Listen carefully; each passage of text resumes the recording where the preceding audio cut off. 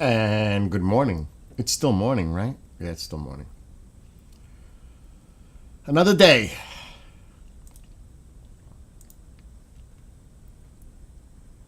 Every day is a great day.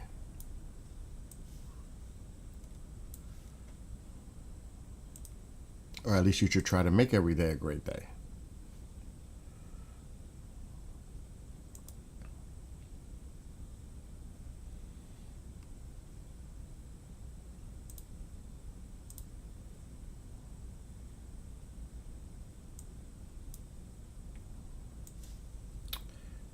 Okay, just getting all these pop outs. Then it's TikTok's turn.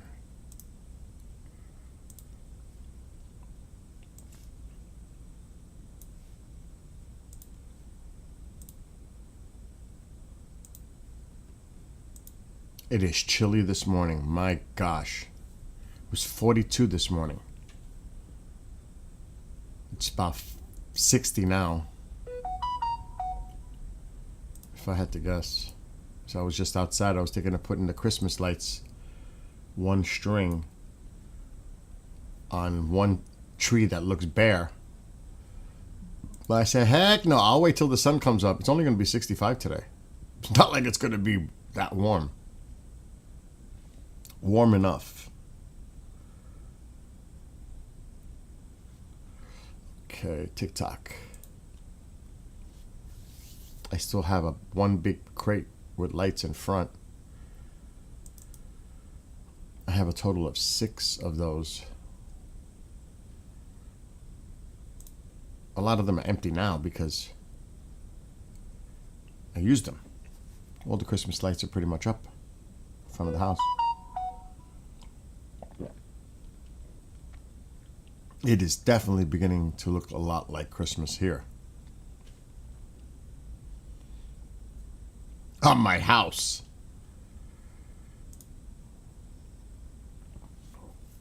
That was weird last night on TikTok.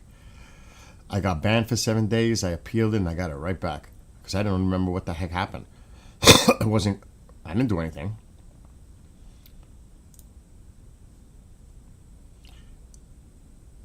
And we are now live on TikTok. And actually, I don't know. That's the one thing about when you're playing with the light sets. Sometimes you don't know. I should enjoy my coffee first before I start on this adventure. But I need to bring a set in to test it before I put it on, and then it's not working, and then I'll be like, I did all that for nothing. So in a few minutes, I'm going to go outside and grab a light set out of that crate and test it in here, and then I'll do it later on after I'm done with this stream. I'll go outside and put that last set on, and then the house is done. Out there. There's evidence of Christmas even if I just opened this door, but you can't see it.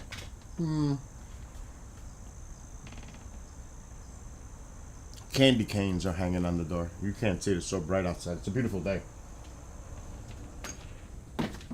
Beautiful day out there. But yeah, it's definitely beginning to look a lot like Christmas on the house and around the house. So in a few minutes, after I enjoy my coffee while it lasts warm, I'm going to grab a set, test. I just need one set. That's all I need. And I'm going to put it on later.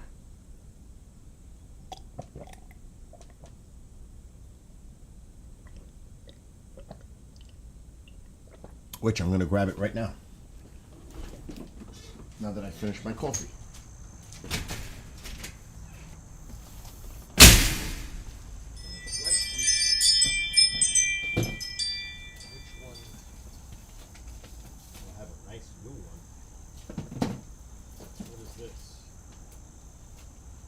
See if this works. I have a brand new box too. 300 lights. That's why every year after Christmas, I buy lights that are on sale for 50% off or whatever. Let's see if this one works. See?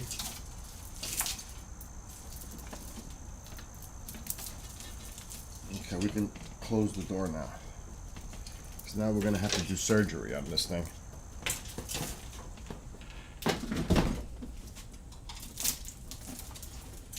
And there's a process that I do. You gotta have patience.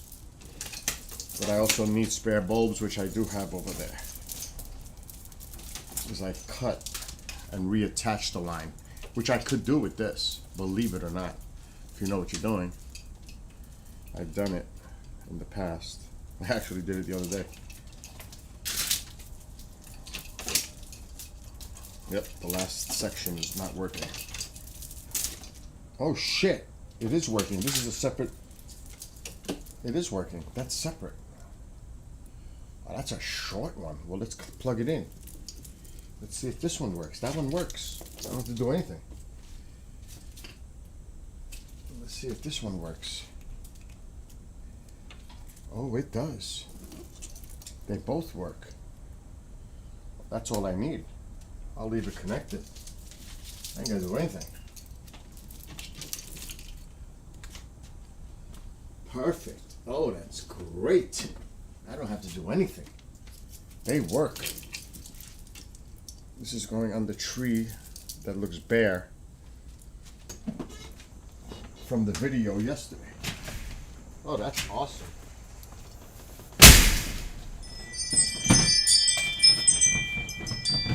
Right there, you're gonna stay. Perfect. I don't have to do anything. That's great. That just made my life easier.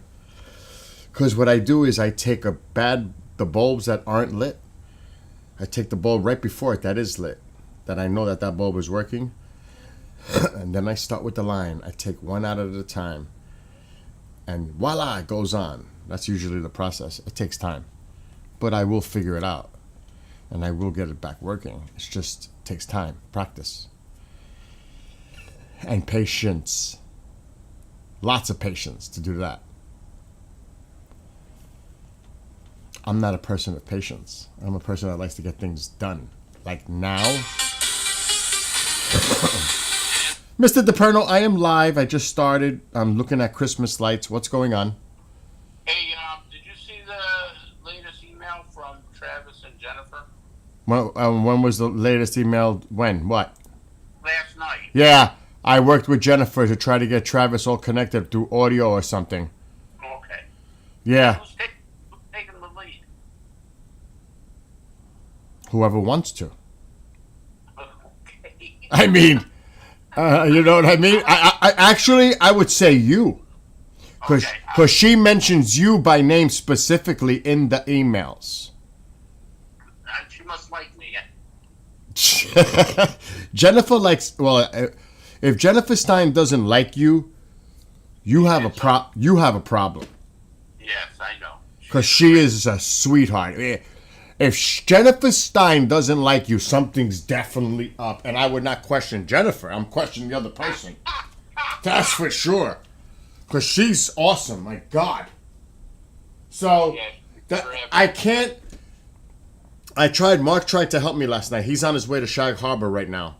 He's probably on his second flight from Philadelphia going to Shag now.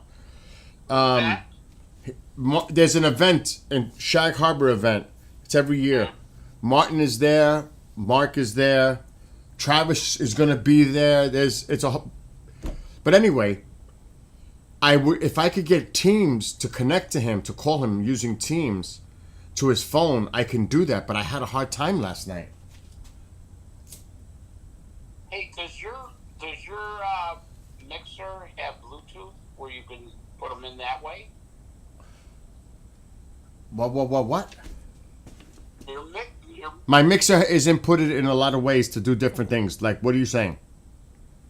Well, usually the mixers have a Bluetooth thing. You put Not this one. This one's an older one. No. Okay. I have it directly hardwired into the computer. This is different. This is an older board, Chris. Oh shit! Because I was saying that. If I could have Bluetooth the phone call into the mixer board, yes. Yeah, and then there would be no problem. I was thinking about that, but I was even thinking of a way to input my phone into the audio as a source, but that would be a bad idea because of echo possibilities. So the best scenario here is he just comes in to StreamYard and he doesn't have to use video, just has to be there with his voice. Okay. Yeah. I mean that works. I mean, because he had a procedure and he doesn't want to be on camera. Well, I don't blame him. I don't blame him either. I don't blame him either. Yeah, but he's going up to Shag Harbor, right? Yeah. Well, Again, he's. I understand. It's just sometimes things just don't make sense. You know what I mean? I mean, he doesn't have anybody to help him. Like if I was there with him, I would make sure he's all set up. He looks good. Yeah. So you need that tender love and care. So I know Jennifer Stein takes care of him.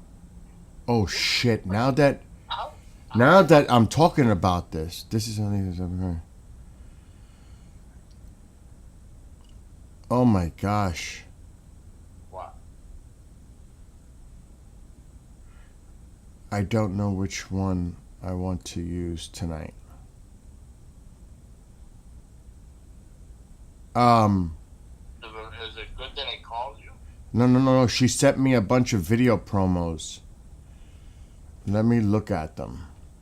I'm going to insert one of these. Let me look at one. Hold on. It's not going to go through the mixer board. That one's too long. Not for an ad break. That one's too long. Hold on. I'm going to take...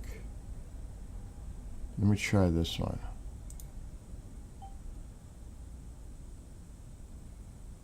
I'm looking at the promo she sent me. I like this one. I'm going to grab this one. Matter of fact, share. No, I'm glad you did this. You know why? You just reminded me of something to do for tonight. I have to redo the UAP Crossfire ad set to insert this video into it for tonight to advertise the event. Follow? Dude, I don't know about you in Buffalo, but I'm freaking freezing over here. I lit a fire last night. Let me tell you, it was cold at night and it gets hot during the day. Yeah. Yep. It was... So it's all, the weather's gotten all strange.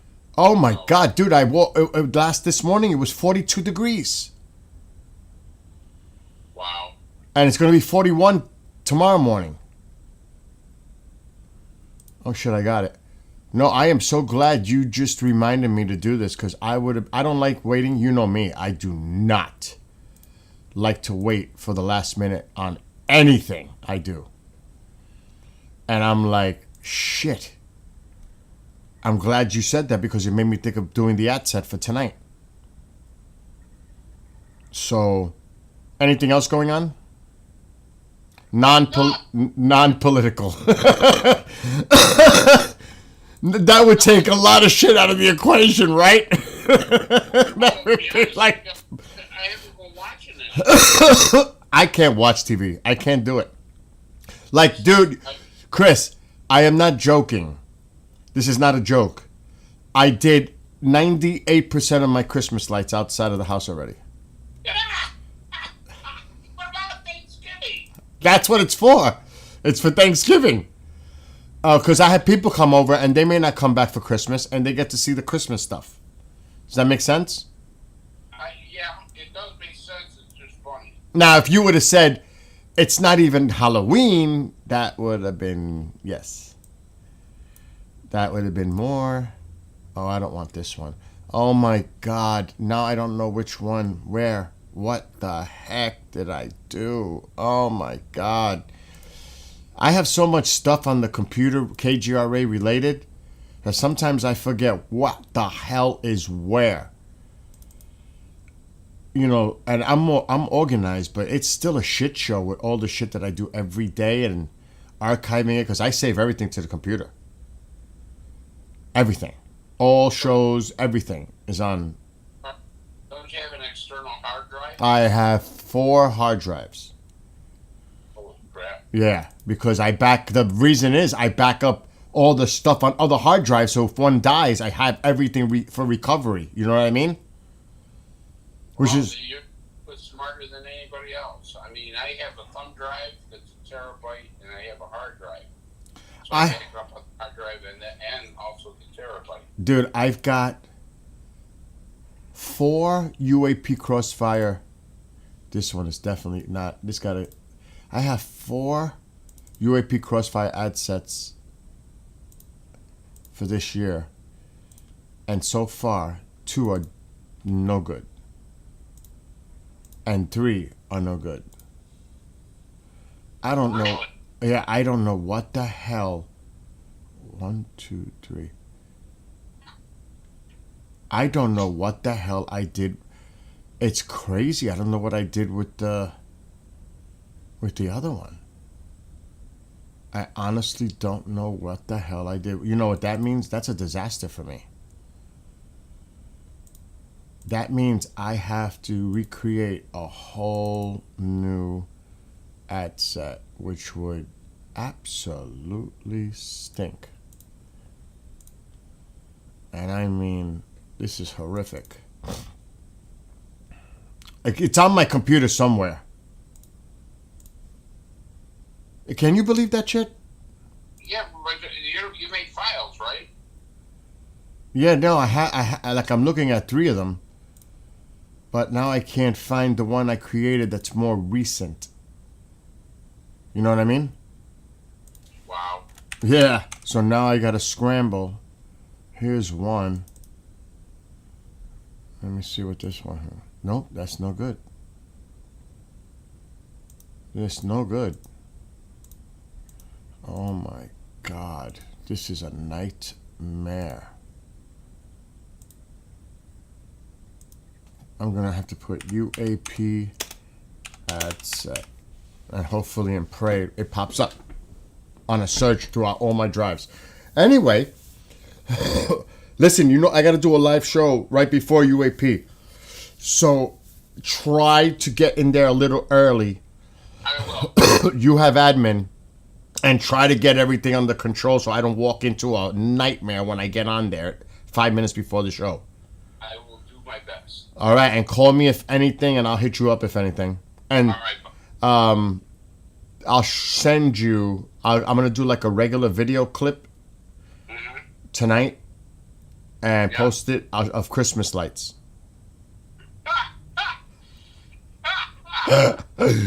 Oh my God! All right, go. Go ahead. You know me. You know how I am. You love this type of shit, man. I do. Out there on the ladder, just don't get hurt, all right? Oh no, that's already passed. All I gotta do is one light set on a shrub that is like looks a little empty. All the ladder stuff is done already. I'm past that. Good. All right. All right. Talk to you later. Call me. Bye. Bye. The ladder phase is done. This is easy stuff now today. Oh my God, this better show up because I don't feel like redoing a freaking ad set from scratch. Oh my God. I really don't. I could cheat, which might not be a bad idea. Actually, I can cheat. Uh-oh, it just found some. It has to be the latest date. Oh my God, it's finding a bunch. All right, let's hold off on that. What do we got here? It has to be the date. Old. Oh my God, those are all old.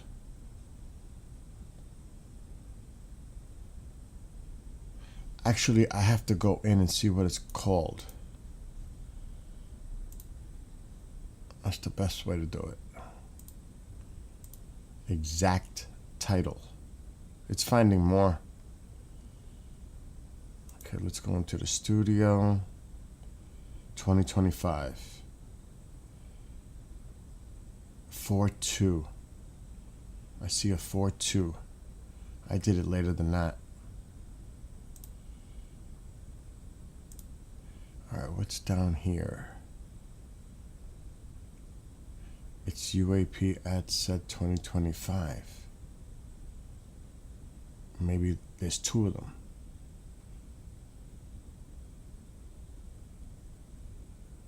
Let me click on this one. That is not it. That is definitely not it. Okay. It's still searching. That is not it. Can't be that one. All right.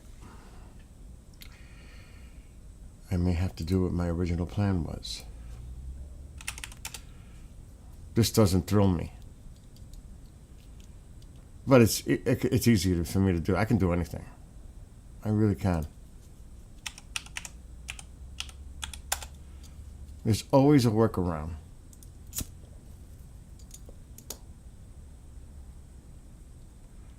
Okay, that's for tonight.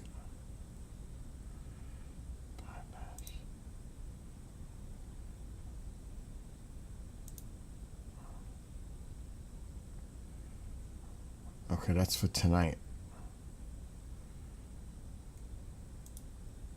I can pull any one of these. Copy. And we're going to download the baby right now. This is a better idea than doing it this way. So let's get rid of that. Let's download it. Yeah, we're going to have to download it at the highest quality.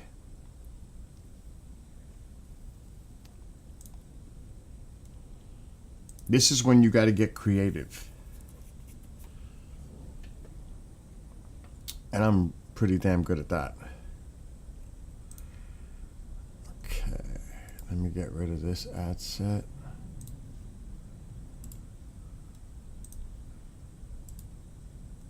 I am freezing in here. I can't be making a fire this time of year. I did one last night, but not in the day. It's actually cold in here.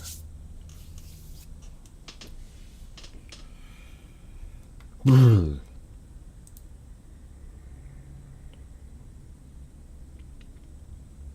I'm gonna game. I'm definitely gaming. I'm chilling. I'm relaxing after I get this done.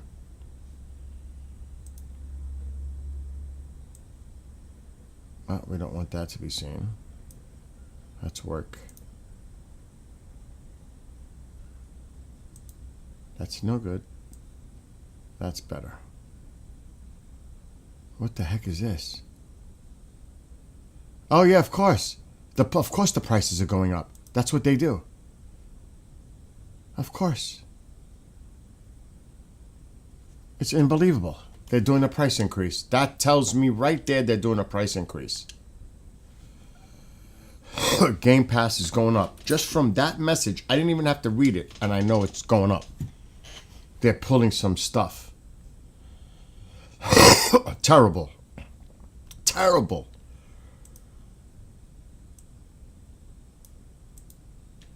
Oh my gosh. That's definitely a sign that the prices are going up for Game Pass. Just that little thing. And I don't know anything about it. I haven't researched it. I haven't gotten a message about it. But that tells me prices are going up for Game Pass. I should search it. I bet money on it. Game Pass price increase. Yep. What? What? $10 increase. Oh my God.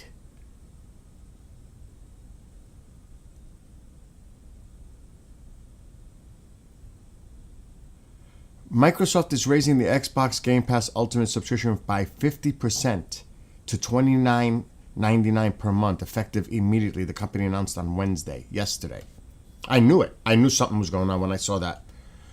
The $10 spike comes with a slew of changes for all its Game Pass plans, though its essential and premium plans will remain the same price at $9.99 and $14.99.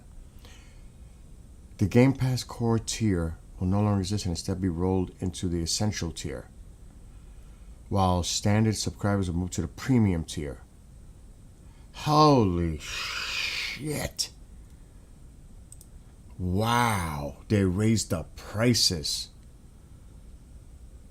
That's grimy. That is so grimy. By 10, not 5, 10. They better offer a lot of features by raising it that amount of money. I can't believe they're raising it by 50%. That's horrible. That is horrible. It is what it is, I guess. People either accept it, pay it, or say, the heck with this. But I can't believe that they raised the prices for Game Pass by 50% to $30 a month. $29.99 to be exact. Wow. I knew it when I turned on the Xbox and I saw a notification. Something was up. And good morning still to you, Stala. It's still morning. Don't rush the day. All right, I got to do something, work right now. Very important. The file is done. I've got to make an ad set for a show tonight. And okay. One thing at a time.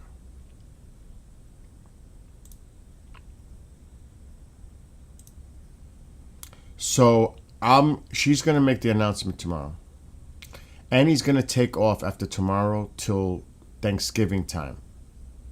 She needs a break. She's got a lot of things going on in her personal life, and she's got a couple of events coming up, but I was the one, it was me, that suggested that she take off till Thanksgiving. She's going through a lot, dealing with her cancer treatment, all that. The shows can wait. Our lives is our priority. The stresses of shows should not exist when you're dealing with personal life issues. That's the way I look at it. So, God willing, she's going to overcome what she's dealing with right now. She's going to do a show tomorrow for 2 hours with Jeff. Then after that, she's taking a break. A well-deserved break. She needs to, because she doesn't rest. So we had a nice conversation last night. And I love everyone, but I care about people. The station is not the priority when it comes to a person's life or any kind of issue they may be going on a personal level. The heck with that. Oh, you're kidding me. Oh, there's the ad set. Oh, whew. All right, I have to pay attention to this because I have to cut and grab this piece and play it. It's from a past show. Gentlemen, we have to take a break. We're at the top of the hour, break-wise. And when we get back, more with our very special guest tonight, Mr. Robert Kivett, executive producer of The Alien Autopsy. Stick around. That's where I need to cut, right there. Cut.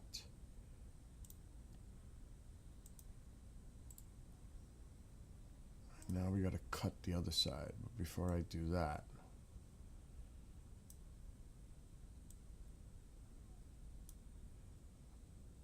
we have to go back to here.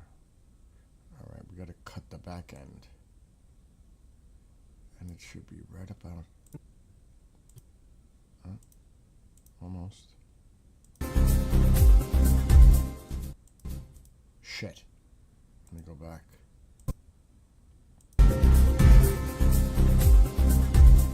Right there. Cut.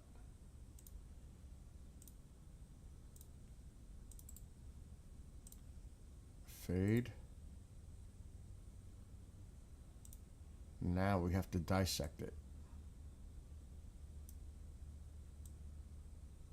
This is where dissection comes in. Shit. This is going to be very fine.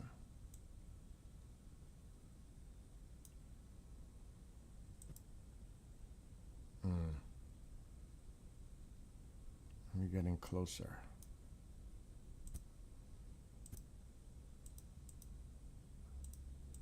Right there. Cut. Now let's move some space.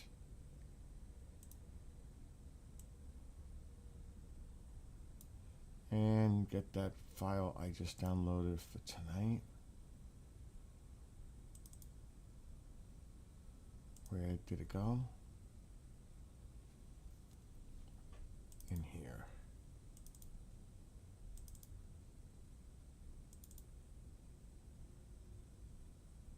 Where is it? Not that one. Here it is.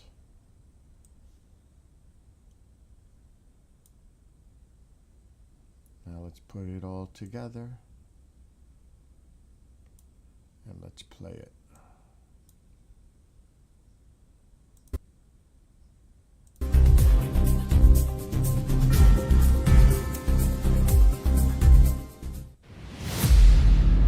Okay, the video, I gotta resize it.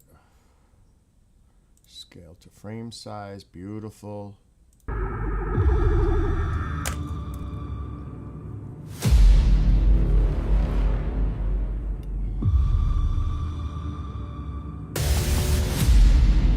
Nice.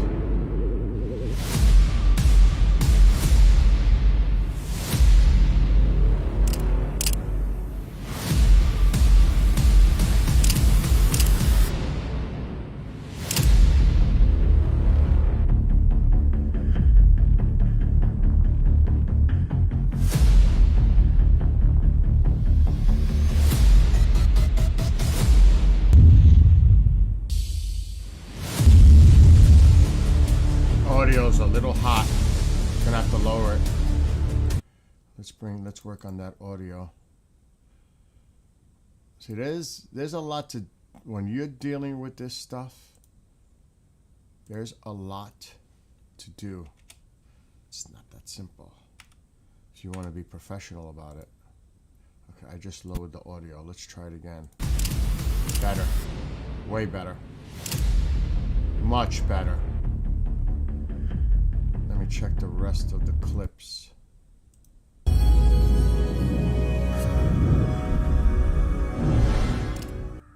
Hold on to your seats, Cosmic Explorers. KGRA Digital. That one's a little hot. Let me do that one.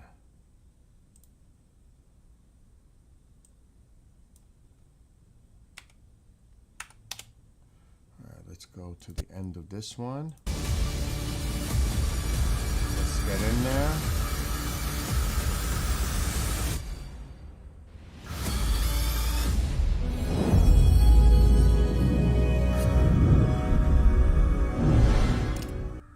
Hold on to your seats, Cosmic Explorers. All right, I'm gonna fade that.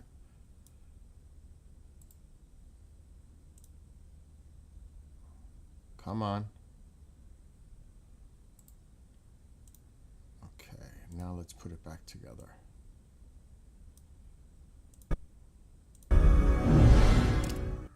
Hold on to your seats, Way better. Cosmic Explorers. KGRA. Good. I got it.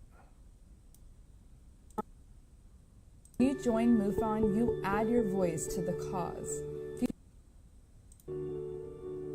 Oh, way better.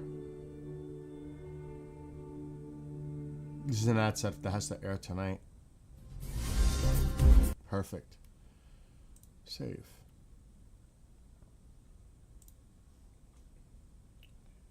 Now let's go over here.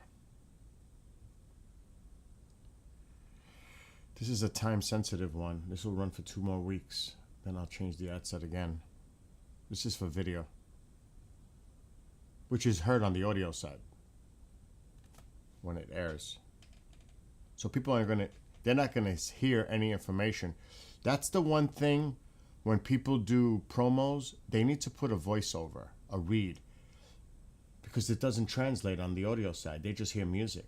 It's important to have that. Just my opinion. And I would say expert opinion, because I am more than qualified to say that after over a decade of doing this.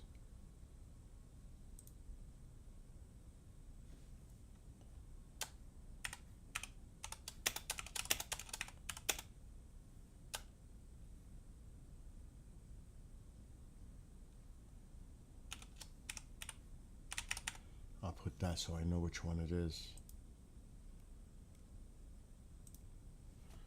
Okay, it's making it now. It'll take about 2 minutes, not even a minute. Then I'm gonna play it and then load it for tonight. This is work, I have to do this now.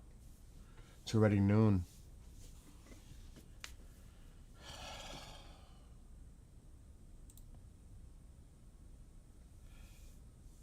Yeah, I wish there's 3 shows tonight, actually. Actually, there's 4 shows tonight. The Green Veil at 5:30, Galactic Wisdom at 6, Mystical Awakenings at 7, UAP Crossfire at 8. So yes, tonight is a busy night. That's why I have to get my stuff done now. Okay, it's ready. Now I'm going to play it. Don't save. So what I just did, and I can run it. I don't think TikTok, I don't know. I almost got taken off last night. Then I got it back on an appeal. I don't want to risk it. It's a little cray-cray. I was like, what the heck just happened?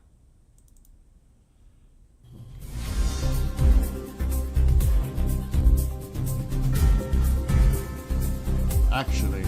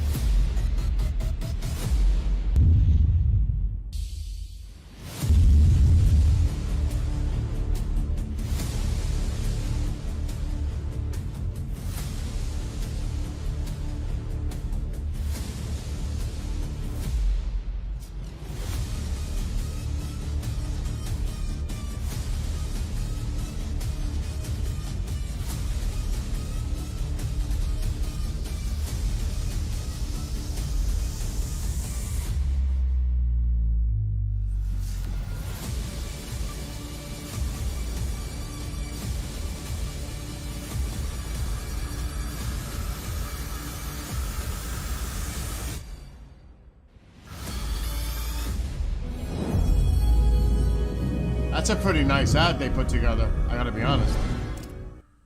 Hold on to your seats, Cosmic Explorers. All right, you saw that? KGRA I did. Digital Broadcasting, the unrivaled #1 source for raw, uncensored paranormal and UFO talk radio. See? I noticed it. See, that's why I have to watch it. See, that's why I have to watch it. There's an error there. I'm a perfectionist. That's not acceptable to me. I noticed it. There was a little glitch when I put it back together and cut pieces out. Gotta take that out. So I have to redo it. It is what it is. That's unacceptable to me. That's why it's important to watch it.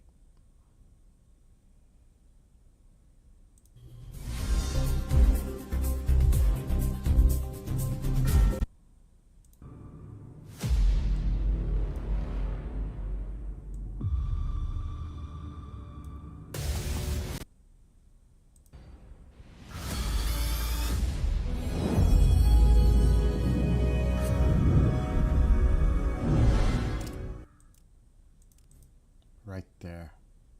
I heard the UAP Crossfire music. I'm gonna cut it right here. And I'm gonna cut a little bit of this piece out.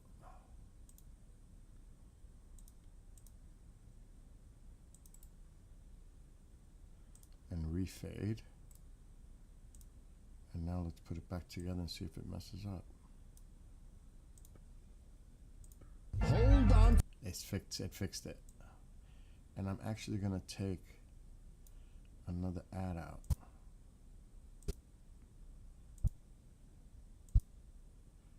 Oh no, that's good. It's perfect now. Now we have to resave it. See? That's why it's important. You just don't accept stuff. You have to check it 2 or 3 times and you make sure it's right. Okay, we're gonna just do it like that. Shit, I did it. I gotta stop it. Oh my god.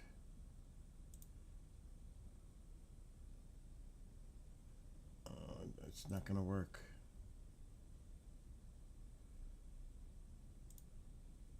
Okay, I've got to remove it. I have to redo it. Not the video file. The compressed size.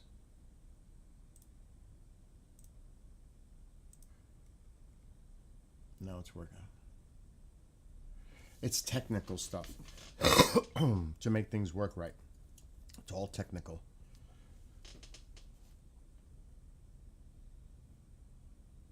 I might make a fire. It's like that chilly in here. I'm flipping out like I'm chilly.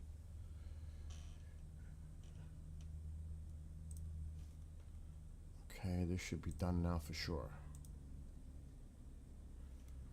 All right, here it is. Let's see.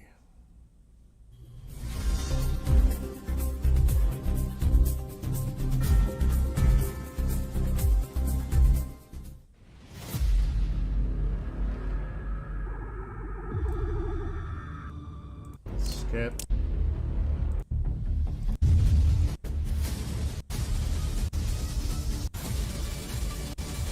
There it comes, right there. Let's see. Hold on There to we your go. seats, Cosmic Explorers. That worked. KGRA Digital Broadcasting. the That's clean. unrivaled #1 source for raw, uncensored paranormal and UFO talk radio has just unleashed a sizzling online merch store. Stay cosmic on the move with accessories, rugged phone cases, vibrant yoga mats, and notebooks perfect for jotting down UFO sightings. Ignite your obsession with the unexplained through bold, exclusive gear that demands attention. Kicking off with the Supernova, the store launches 2 heart-pounding collections. Actually, there's KGRA 3 now. Digital Into the Broadcasting Fire. and Bishop James Long. Every item you grab helps power the network and its groundbreaking shows. Stand with the truth seekers. Act fast, score your stellar swag, and join the uprising today. All right, this is ready. Let me put that in. Actually, the Bishop's candles are ready. They're on the website. The candles are now published on the website. And they come in all different types of scents, too. That's more for the Bible study, night prayer aspect.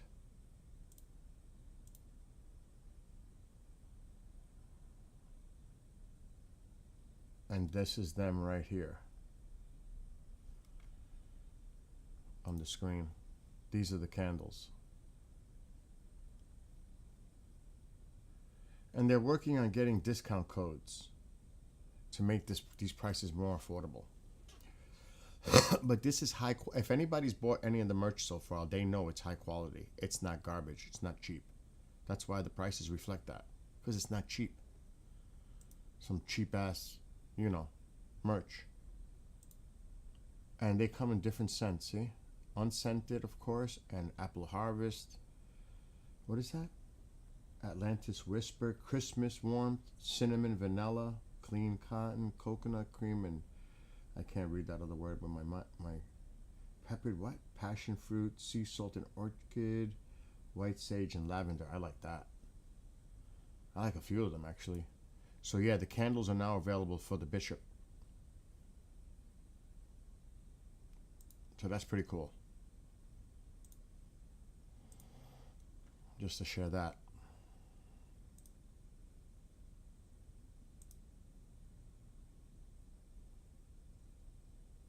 That I would have to find out more information on.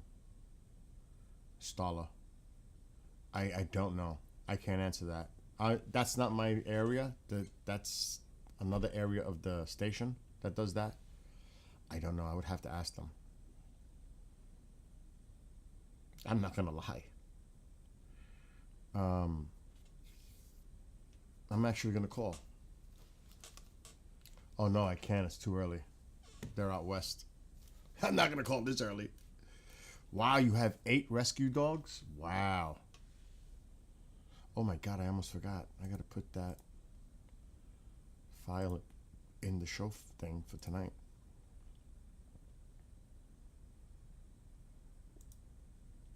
See? I can't let the mind wander too far.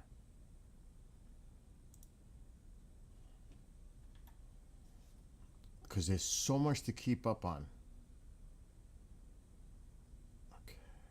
We're going to leave that UAP Crossfire one.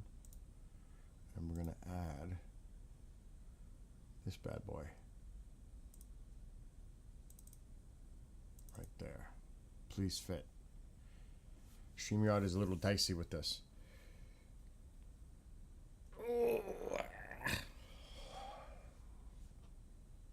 But this is good for tonight. This is definitely for the show. But see how quick I did it? It wasn't that quick, but it was quick enough that that ad set is now redone for tonight, for the show. It's actually loading right now. And I have to wait until it fully loads. In the meantime, I want to play the song that I rewrote, because I wasn't happy with the original version. Because of my lyrics. My lyrics were great, but I didn't like the song the way it came out. So this is like the newer version.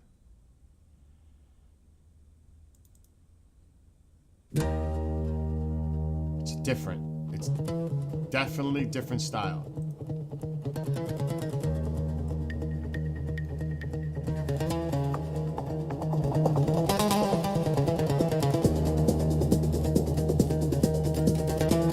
This is new, but not new. My lyrics, I wrote these lyrics months ago.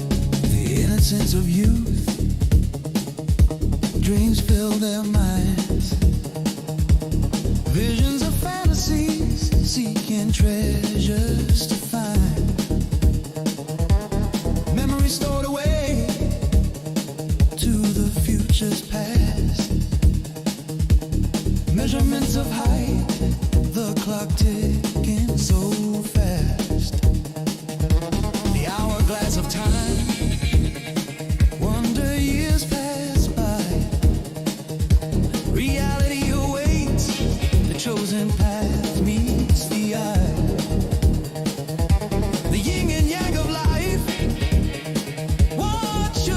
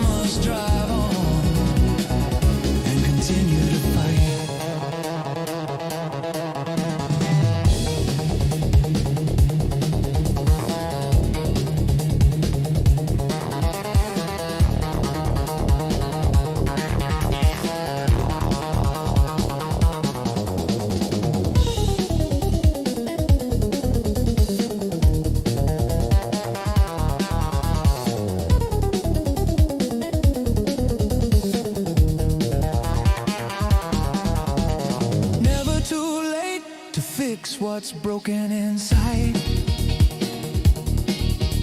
Anxiety's pushed away, there's no need to hide. Self-esteem and confidence, the power of the mind. Filled with flowing energy, negative thoughts left behind. Speeding down the highway, no lights or signs in front of you. No one in the rearview mirror, brilliant sky, sky so blue.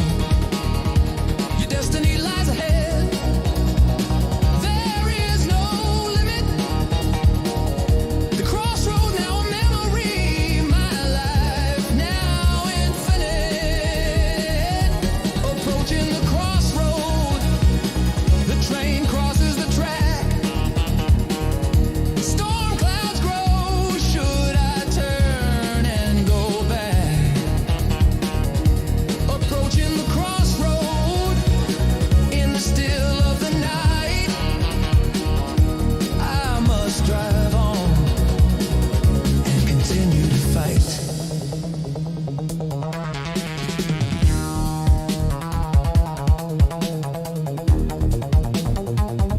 Definitely different, which I like.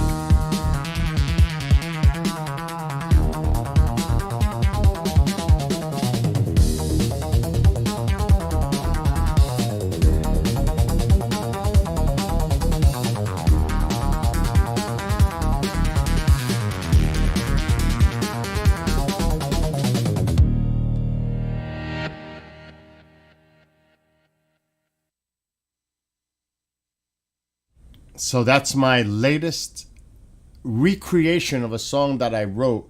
That was one of the first songs I wrote lyrically. But I didn't like the original, the way it came out, so I had to put new music to it. Because the lyrics are pretty good, but the song was eh. So I said, you know what? I got to redo it. I was like, that is totally, that's more of a progressive, like techno vibe. It's a weird combination, but it works.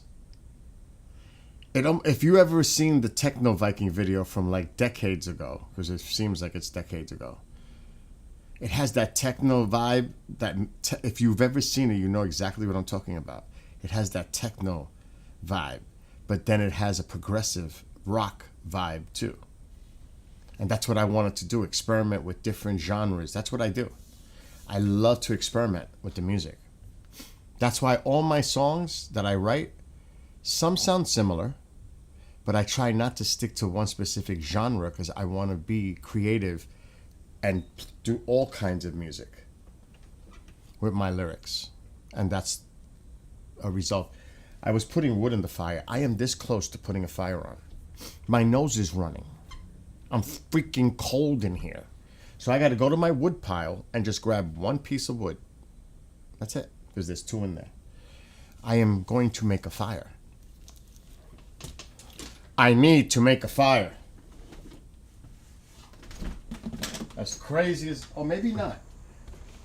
Maybe I'll just, okay, but I'll be blinded. Maybe not. Maybe I'll just leave the door open with the sun. But it's so bright, I'm going to have to move the camera away from the light. I could be like, what is it? Stay out of the light, Caroline. Don't go into the light.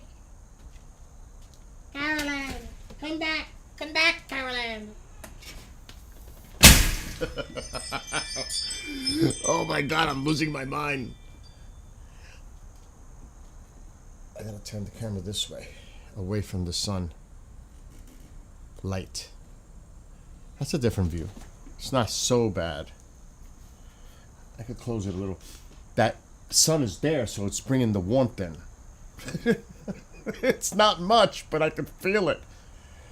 Maybe I can close it partially. Yeah, but then that's gonna cut my heat. Oh, we're just gonna have to deal with the lighting. You know, I could play. I never really messed with it. Oh, here we go. I'm going to go experiment on some cray stuff now. I'll put Gato. Oh no, that's not gonna work. Camera.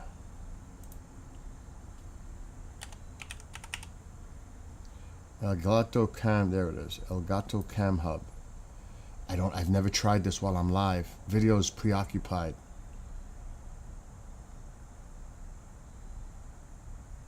Uh-oh. Oh, we don't want to play with any of these settings. Where's the brightness? Exposure. We don't, maybe the ISO. Oh yeah, the ISO. There we go. We can do that. For now, while the door's open. See how I darkened it? That's good. That'll work. That'll work. The mic is like right there, but that'll work.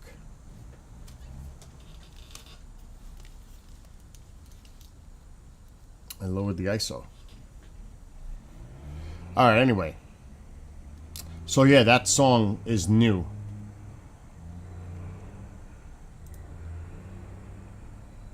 A lot of these... That's another thing. I'm starting to put my music on SoundCloud. I only did 2. I'm eventually going to put it on Spotify. But I got to work on that. It's going to take time. I want to do it right. But I'm definitely going to be putting my stuff on Spotify. There's no reason I shouldn't. I have too many songs.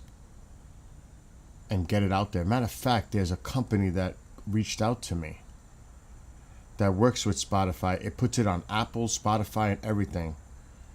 I may do that shit right now. They reached out to me with a discount offer. I'm not going to say what company it is. But they did offer me something. Don't ask me how they got wind of my stuff. I don't know. That's another weird thing. What was that?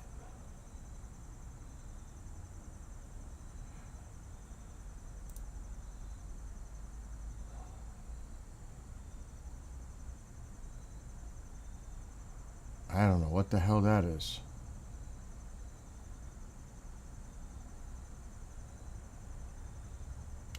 I might do it right now.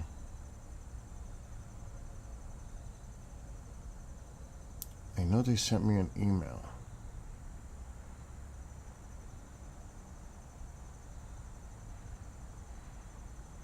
Then I'm going to have to be really picky and choosy which songs I put there.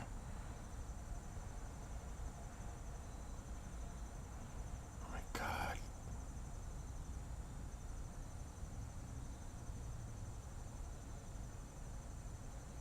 I hope I didn't delete it.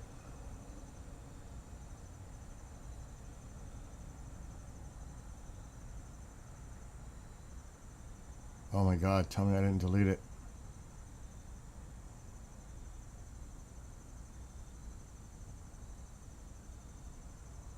I deleted it. I gotta check now if I bookmarked it. I'm praying that I did.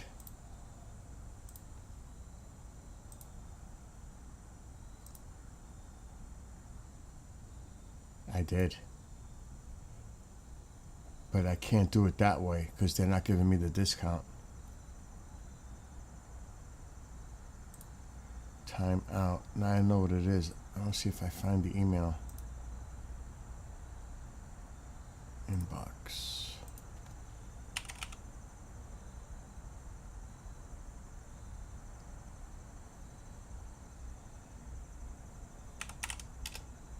Oh God, we didn't find anything.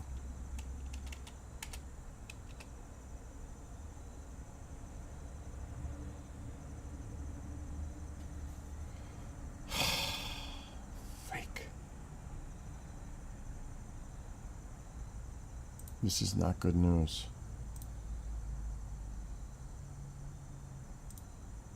I should have grabbed it when I had the chance.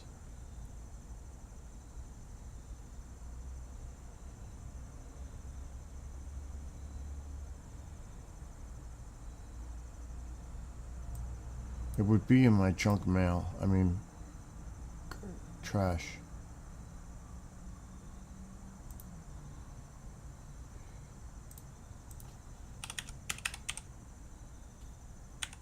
I should have took the offer when I had it.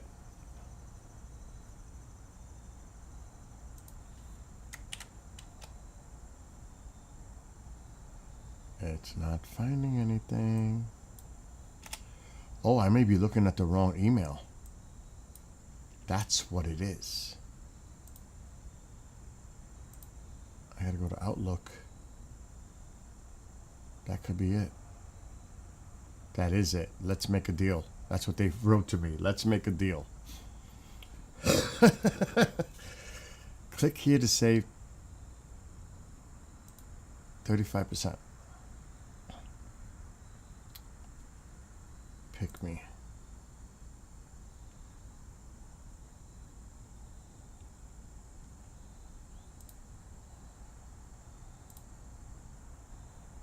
Oh, come on.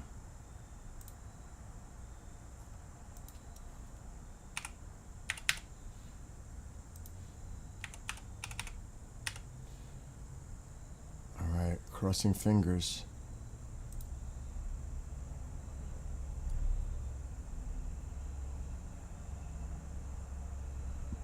Come on. Congratulations. Enjoy unlimited uploads for streaming services and a gazillion other features you won't find anywhere else. Upgrade to video uploads. We don't need that. Skip. Upload music. Get your first release out. Okay. Email. You could actually help me. There's the email that I just bought it.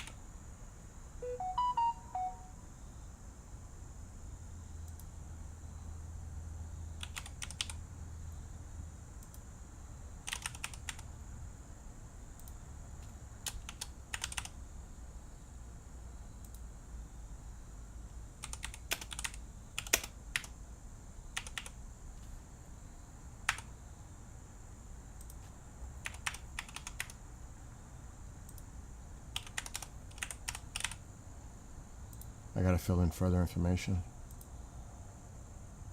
Oh God, current password. I don't know.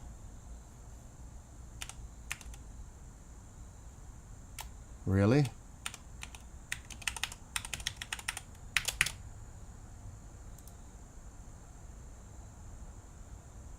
Please make a selection for mobile alerts. Where is that?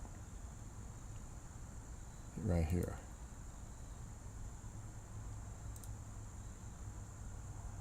Please select. Oh, Jesus, come on.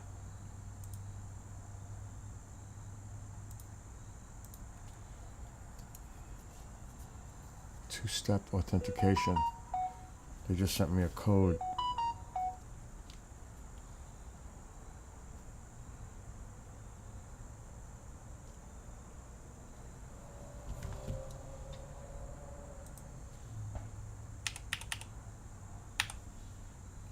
Your account has been updated. Continue to upload music.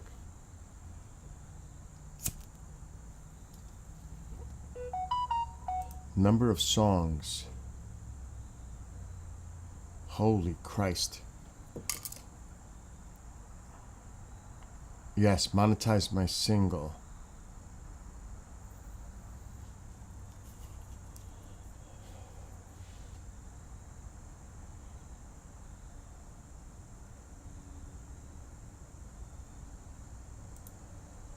Oh shit.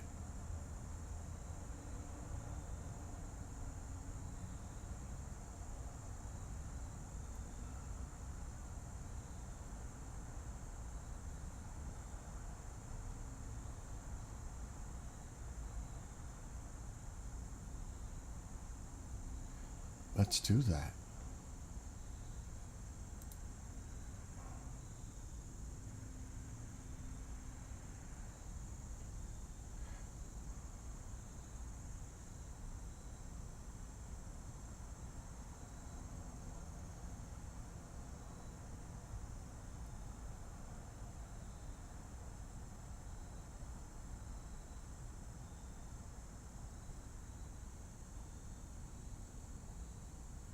It's telling me I gotta make sure I'm reading this fine print stuff.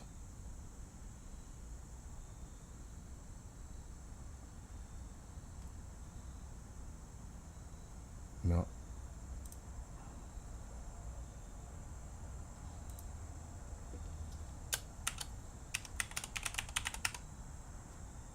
Artist band name.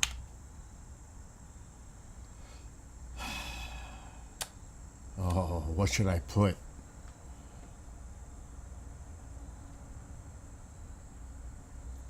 It's Skywatcher.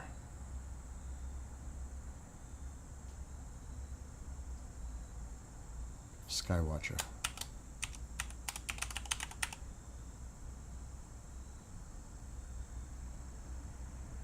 They're already using it on Spotify. That is not me.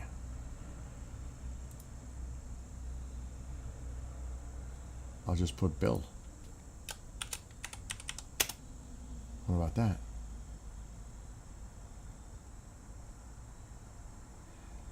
Enter your Spotify artist URL below.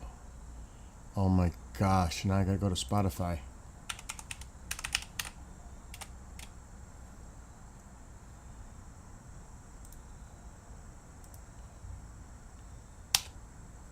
I have a Spotify account.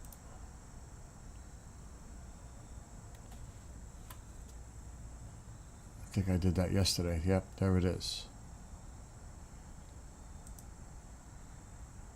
Profile.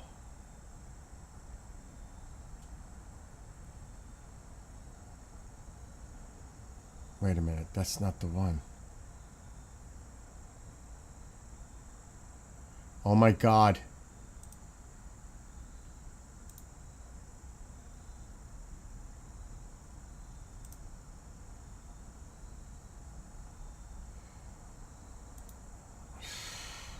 This is going to be a pain in the...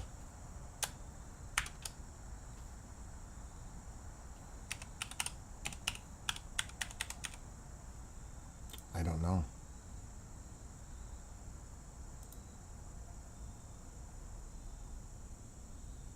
Does not exist.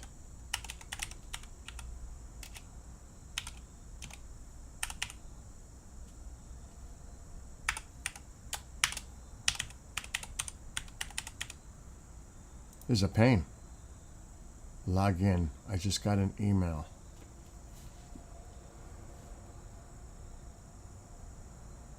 And there it is, Spotify.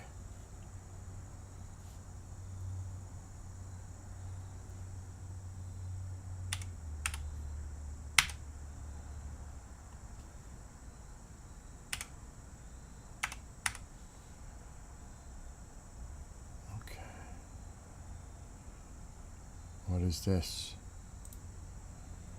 Profile.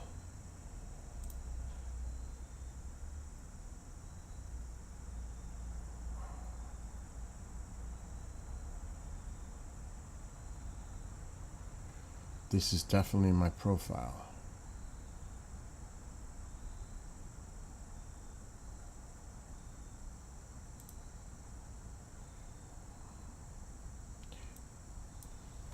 I'm changing the name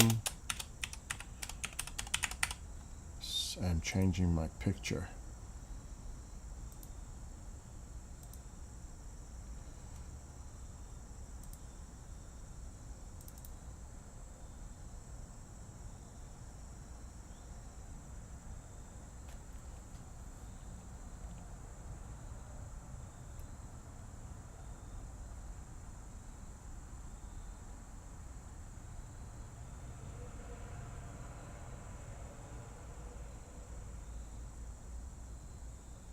I'm looking for a picture.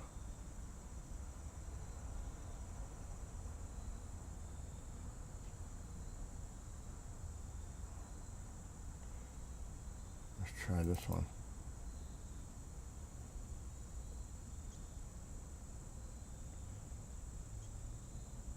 Save. Nice. What about the background? We can't do nothing about this background?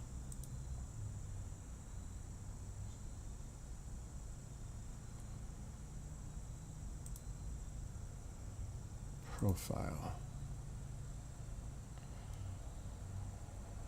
All right, time out. How do I find this?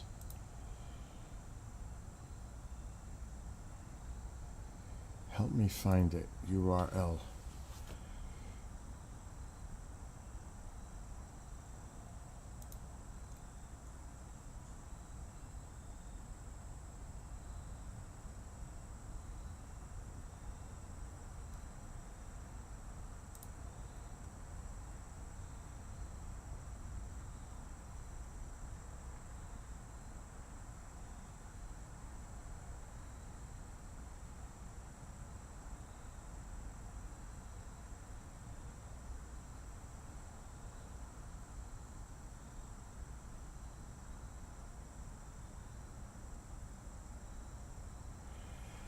We're gonna have to upload something.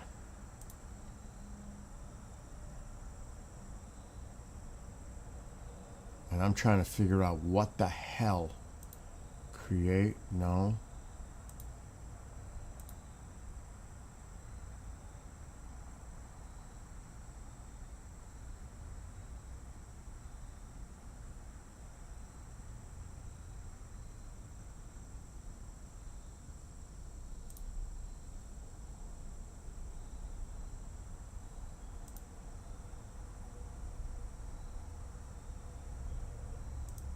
Explore Premium.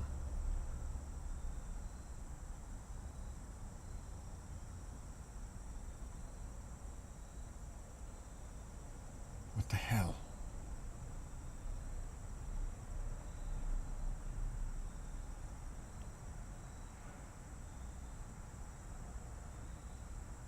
I don't want to do that.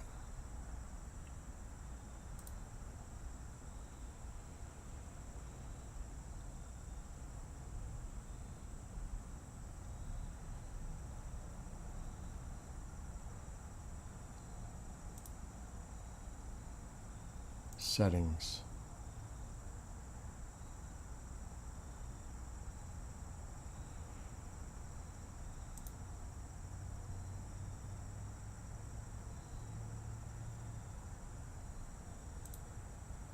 How do I find my URL? Account.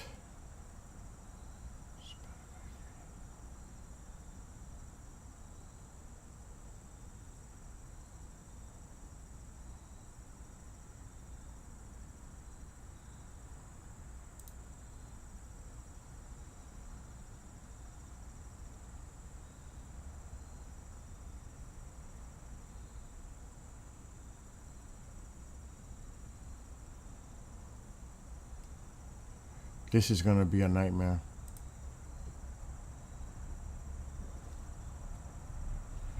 There's sound. There is sound. All right, I'm trying to figure this out.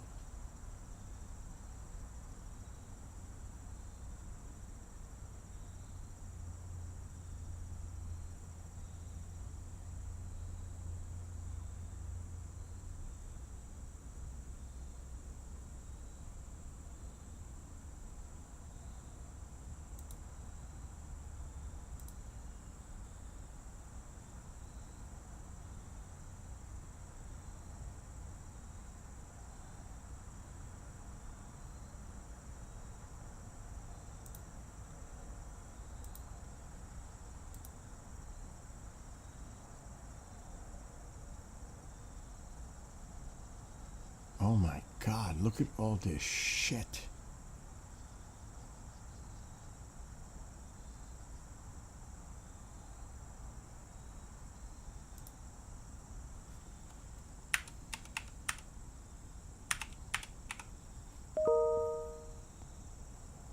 I don't even know what that is.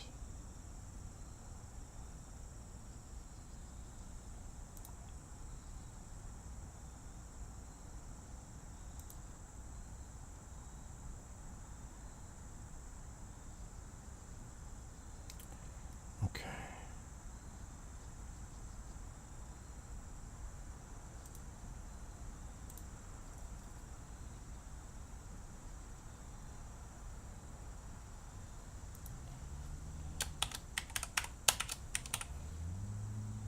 Primary genre. Oh my god.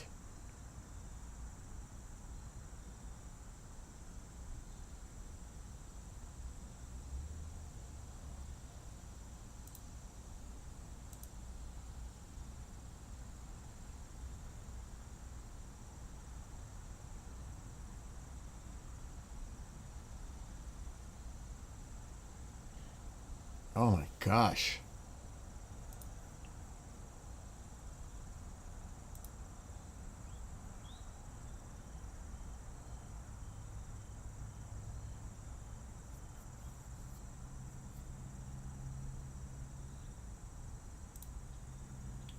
Album cover.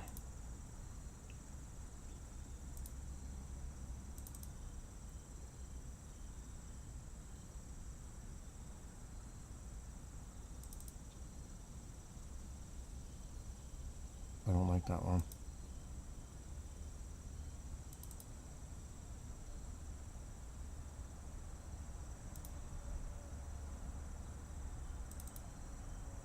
Too big. I'll just do that. Track 1. Just the title. We're doing True Love first.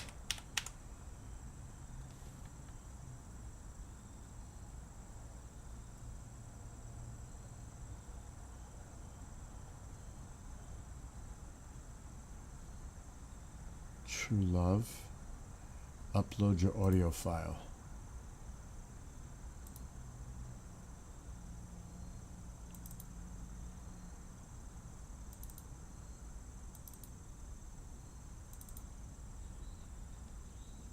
Gosh, I better make sure I pick the right, which one it is.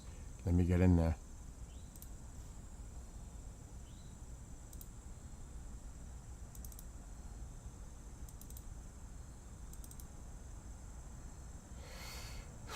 There's a lot of work just to do this, setting this all up.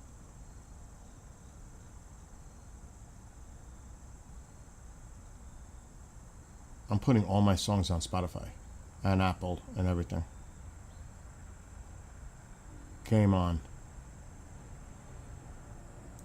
Make sure it's this one. That is the one.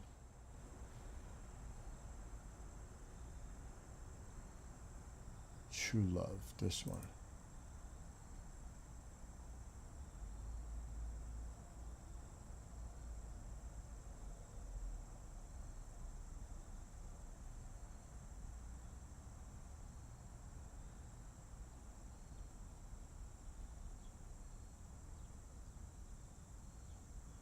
Music and lyrics, songwriters.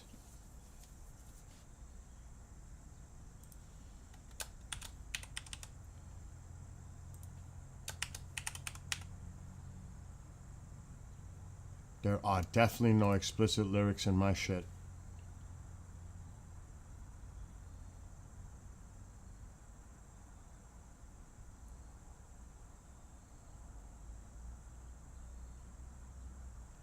What? Oh, they're asking me how much I want to charge. Let's do 69 cents. Add credits for each song. Apple requires at least one performer and producer credit for each song. Performer. What the heck is that?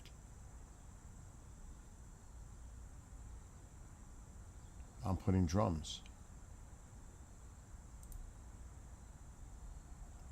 Producer. Me.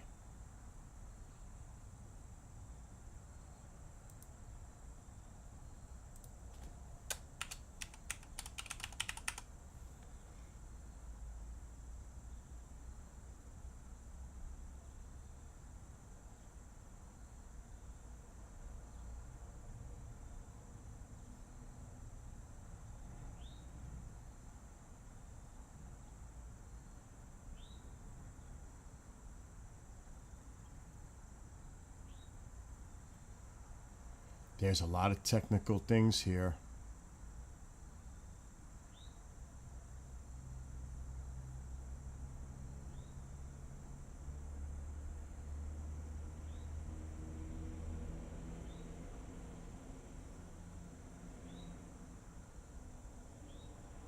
Okay.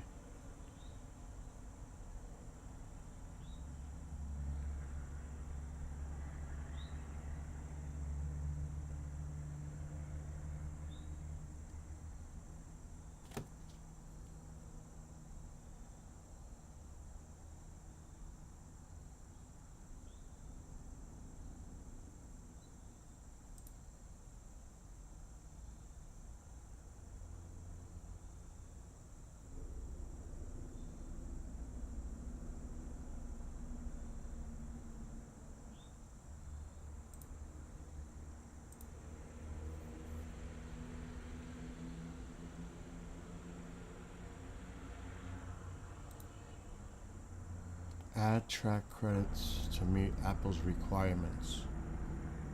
What?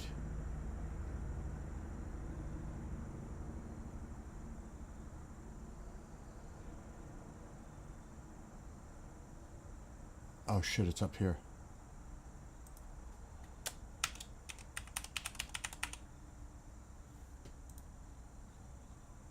Continue. Oh God, make sure you check all the boxes. Continue.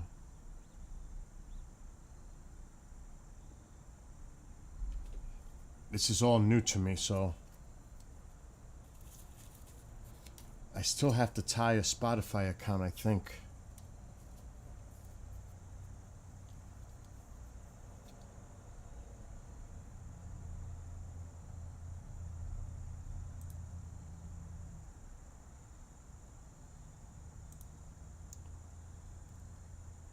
Your music's on the way. And uploading it to streaming platforms.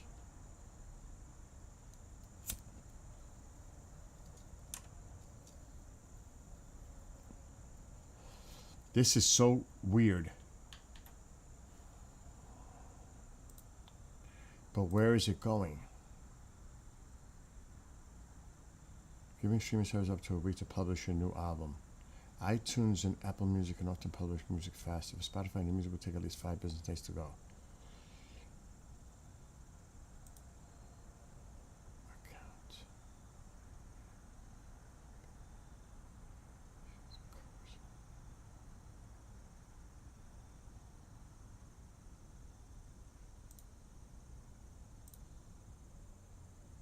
My music.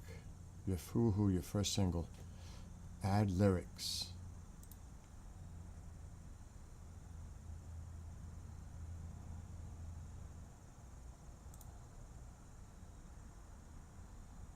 Got it. Please submit plain lyrics first. Put lyrics here. Holy shit, this is a process.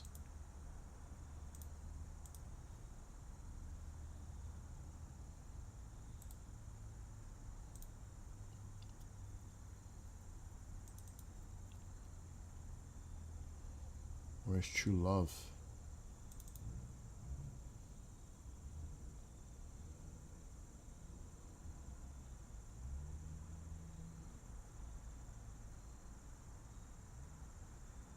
It's gonna be in here.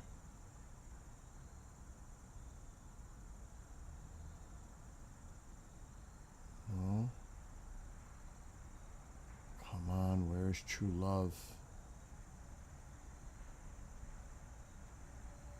This is something I'll have to work on another time, but I gotta do at least this one and finish it. There's True Love.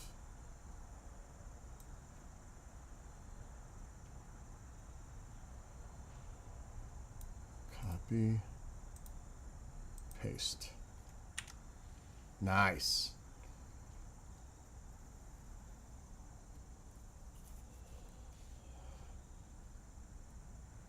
Basic is free.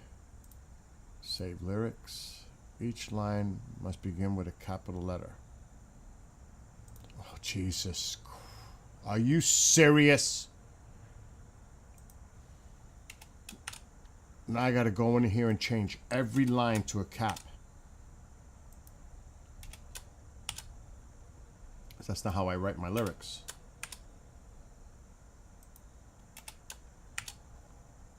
I just write them out.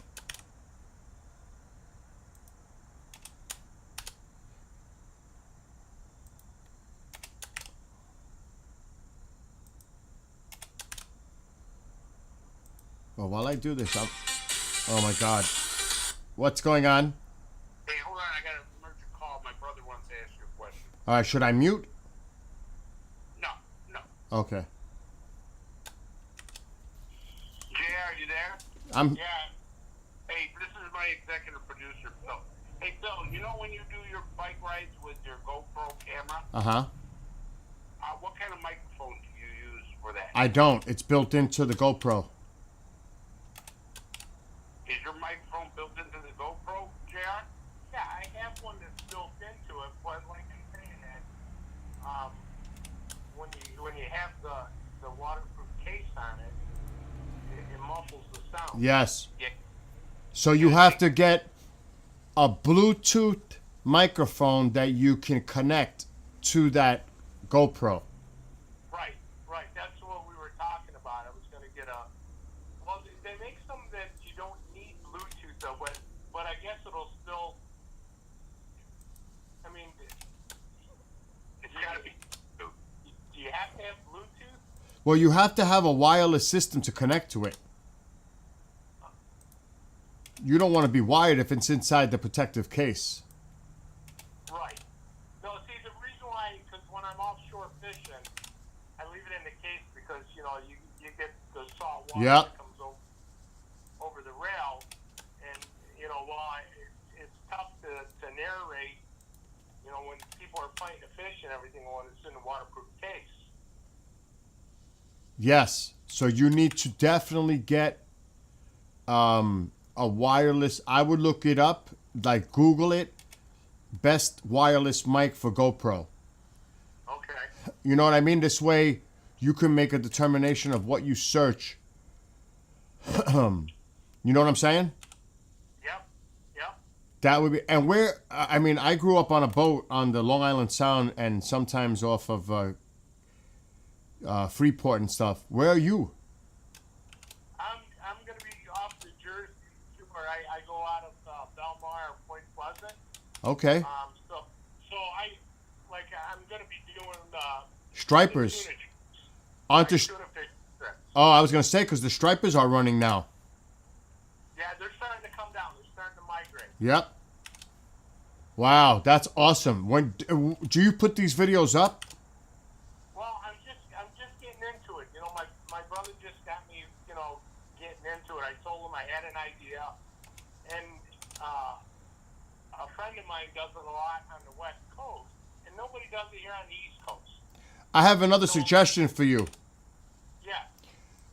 You can do the video, and believe me, Chris has the editing software. You can record the video, and then at a later time, unless you exactly. But Yeah, I've seen people do that before. They just do the recording, and then afterwards they just narrate or commentate. Correct. The video as they're watching it. Yes, it's more professional that way because you got better sound that way. Right. It's just that, you know, the only thing that you're losing is the interaction with other Correct. anglers. The real time vibe that's going on. Absolutely. Yeah, and that's a big part of it. You know, get excited, you know, for each other. Yep. So, Have, and let me ask you this question. yeah. Since how long you been fishing out there? Oh, for years. Any encounters? I traveled all over the nation fishing. All right. Any encounters with sharks out there? With what? Sharks? No. That's the only thing that I really haven't gotten into. When I was down in Florida, it was mainly, you know, snook, redfish down there. I caught a lot of sharks, but I never videotaped them. And then up here, mainly in the fall time, all the way through December, I'll concentrate on the stripers, but now I'll do the tuna and machi, you know, going offshore. Because I used to go all the time to the Mount Talk Blitz. When Yeah. you know about that, right? Oh, yeah. And that's all about when they're coming around the tip to start migrating south. So And that's very, very big in cutthroat too. I mean, watching some of those anglers out there just at the tip on the rocks out there, and I do that. I'm one of them. Oh, you do? Okay. At least I used to when I had time. I'm actually on one of those fishing magazines. They did a thing there. I'm one of those guys that is full of the gear and stands on those rocks in the middle of the water and casting out during the blitz where it looks like it's bubbling and using my Super Strike lures, if you know what those are, for surfing. And dude, it's so easy for me with my spider wire, all that. I have no problems catching fish over there. What I've done with one of the boats is that I did some videotaping, and I'm more or less promoting the boat and the crew and everything. So the owner came to me and says, "Hey, you know what? Says, really appreciate that. That helps us out. It's free advertising for us." And I told him, I says, you know, every time I'll go out with you guys, I'll bring my camera and I'll just, you know, take some time, walk around and interact with the other, you know, people on the boat. And, you know, if they want to pitch a videotape, then, you know, I'll videotape them. And, you know, it's good publicity for them. They've given me big discounts. Well, So I was thinking, you know, my friend does that out on the West Coast. He doesn't pay for any of these trips because he goes out on the boats and he really advertises the boats and talks to the mates and goes up and interviews the captain and, you know, they're promoting the boat and all his trips are free. They're calling him saying, "Hey, look, we got an opening. Why don't you come on our charter tomorrow or next week, whatever." okay. And, you know, and that's his way of, you know, you figure you're not spending $400 or $500 to go on a boat, and you're getting paid $400 or $500. You're fishing for free. So what are you doing? Like charters, or like for a certain amount of hours? You're doing night fishing, day fishing? What are you doing? Well, like when I go tuna fishing, it's a 24-hour trip. Wow, dude. That's Yeah. and what do you have a party of? Do you like? Are you charging people to go on like a charter, or it's just you and friends? No. So like the Jamaican, it's a 125-foot vessel, and they only have like 25 anglers. That's it. Because when you're fishing for tuna, it gets kind of hectic. So they limit it. So they'll charge everyone $400. Yep, I know. I do that in Montauk. I used to do that in Montauk. And then you're familiar with the canyons, the Hudson Canyon. Yes. So we're 100 miles. Yep. Before you get to the Hudson Canyon. Yep. And, you know, you got half the boats. Those people that want to chunk fish on one side, and then I'm on the other side with maybe 2 or 3 anglers because I prefer jigging. So And, so you have an investment in this boat, or you're just the person that is an employee? No. I'm just a person that's going out there to fish. Oh, okay. Got you. And what I'm doing by videotaping it, I'm doing free advertisement for the charter. Exactly. Because nobody else does it. You know, people videotape it, but they keep it for their own personal library. Right. You know, just Listen. like a picture. I got, and I'll tell you, if Chris has all my info, if you ever want me to put it out there on my TikTok, on my YouTube, or you come on with me on my streaming, get those videos and you can upload them. I don't know how good you are with tech, but Chris can help you. And then you can send them to me, transfer.pcloud, if it's like 5 gig or less. And we can do something. I'll help promote it too. I appreciate that. I really do. Oh yeah, Chris knows how I operate. Like, I get a lot of fishing gear because I'll write to the companies and, you know, I'll send them my photos. Like I got a sponsor for a braided line company, so I'm always posting my. Hey Bill, what do you think I can try to monetize this podcast? I mean, you could try monetizing it, but you remember you're dealing with a third-party entity, and that would be them. So if you're monetizing based on what they're doing, you definitely got to give them credit. You know, you have to see what. I would talk to them first and say, listen, I'm thinking of. I mean, it doesn't even have to be about that. You could just say, yeah, I was fishing out. You could do it like that. I was fishing on, on this day or night on this boat. This is how it went down. Yes, you could, and you give them credit. this, you give them credit during that video of the person, the charter that you went on. Normally the way I start the video is like I'm walking and I got the camera on myself, introducing myself, and I'm going out on the Big Jamaica tonight. I'm on a 24-hour excursion, and then I'll pan on the boat so you can see the boat, and I'll talk a little bit about it. And then What kind of GoPro do you have? Which one is it? Is it the Hero 12? No, it's an older one. Okay, so that makes it even more where you got to look up your model Yeah. and put wireless mic. Yeah, I was actually just gonna run it down to Best Buy and see what they had for me. What is it? You don't know it offhand, the Hero model? No, I have to go in the case and everything. Yep. Okay, I think it's yeah. Don't take that. Listen, don't take their word for anything because they're gonna sell you something high end because they want to make money. I would go on Amazon and just put in your model number, wireless mic, and get an idea what's good that you want to choose. Then you go to Best Buy and some other sites and see what they can offer you. Okay. You know what I'm saying? Because now you have a base price and you have a better understanding of what you're looking for. Right. So, dude, I wish I was going out there with you.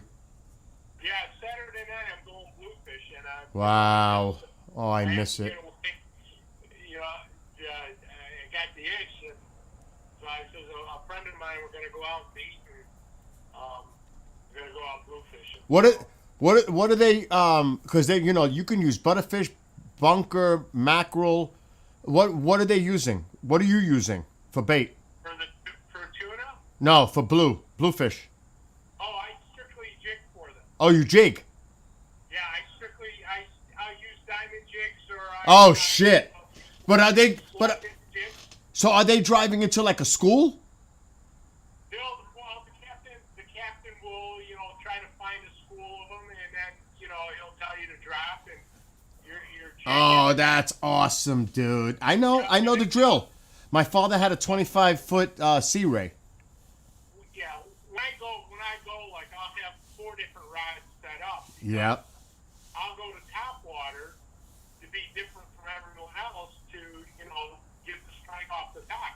Yep. Let me ask you a question. Where are you? You said you're in Jersey. I'm live streaming right now, so don't tell me. But do you go surf casting at all on the beach? Yeah, I go down to William Grove in New Jersey, just south of Belmar, Pleasant Point, out that way. I have a cousin in Long Island. We're supposed to get together and go striper fishing out in Montauk. Oh God, I missed that. Oh my God, I missed that. I don't remember because I always, like I told you, went to the Mount Talk Blitz. Yeah. Do you know roughly when it's springtime when the stripers are making their way north? Yeah, it's normally the end of April, May. Okay, I may have to do a trip and hit that part on surf casting. Yeah, I mean, I'll tell you, I got hooked on the striper fish. My personal best was a 52-pounder. Wow. Yeah. Wow. I got a picture. I love this. I'll send a picture to Chris and he can. Yes, send it please to you. do that, dude. I use Ever since I caught that one, it's like I hooked on the stripers. I do that. I've got a 16-footer and I think a 14-footer, and I put them in the PVC pipes. I've got the bells with the lights on the tips. Yeah. You know the deal. But I use live eels, and I let it on the I can't remember what it's called, where it slips through the sinker, and it could run, it could swim. Yeah. You know what I'm talking about, on the leader. Yeah. Yeah. And dude, I do so well with the live eel. Oh my God! That's a candy. That's candy for the stripers. Yep. But like for me, when I'm striper fishing, I just mainly use soft plastic. There's a company down in Florida called No Light Bait Needed, and they make soft plastic jigs and. Oh, me and you need to talk. The tuna too, man, the top water. Dude, me and you need see, but if you're surf casting, you're going into that sandy area. So You want something that's going to be on the sink or sitting and just like floating there. Do you know what I mean? Well, when you're in a blitz, Oh, the Blitz is different. Yeah, the Blitz is different. yeah, when I'm in the peanut bunker, it's like I just throw right into it. That's what I do. So, hold on tight, because you're gonna get them. Yep. I used, like I told you, I used the Super Strike, and what I do is I cast past the Blitz, and I reel into them. So I have great success that way. Yeah, the last tuna trip I went on a month ago, we hooked into the mahi. We killed the mahi. Wow. Dude, maybe sometime next year I'll meet up with you in Jersey and we'll go fishing. Absolutely. I just bought a house, I'm sure you're a good guy. You come down here for a weekend and we'll... Oh well, Chris can tell you all about me. Chris is like my brother from another mother. I actually one time he came here. He was in the area. He was doing an investigation for MUFON nearby, and I made him, what was it, shrimp or chicken fried rice, Chris? Chicken fried rice. It was delicious. And he couldn't even save it to when he got home back. That was before he went to Buffalo. And he attacked my food, and he loved it. Right, Chris? Oh, it was awesome. Yeah, actually, Chris and his, one of his ex-partners and a friend, we all went up to Boston to go on a striper charter, but it was early. Yeah. Just the rats were in first, the small ones. The big ones didn't come up yet. Mm. And I'll tell you, 3 years ago, I got hooked into those stripers. And I love it, dude. I love striper fishing. Always have. What's the limit now? I don't know. In New York, it was 28. I haven't checked recently. sorry, what was that? The inches. How many inches is the limit now? Is it 28? Well, the slot's 28 to 31, but they're thinking this year that they're actually both on it now. They're looking to close the fall season Right. because they're saying the numbers are down. I don't believe that. Oh, shit. Wow. Because there was a limit of 1 when I was fishing back in the day, because there was a problem with the stripers. And it was 128. It was a 28-inch minimum limit. Yeah, but then like when you go into charters, you're allowed to because you're entitled to your slot. But then they have like 30 tags for fish every day. Yep. So you get a tag fish, you get on 128. Yep. So Well- just about everybody on the boat, gets at least 2 fish. Right. I mean, if I catch 6 a day, that's a bad day for me. Wow. Yeah. Wow. Normally, when I go, I'm catching 10, 12 stripes. Wow, dude. That's awesome.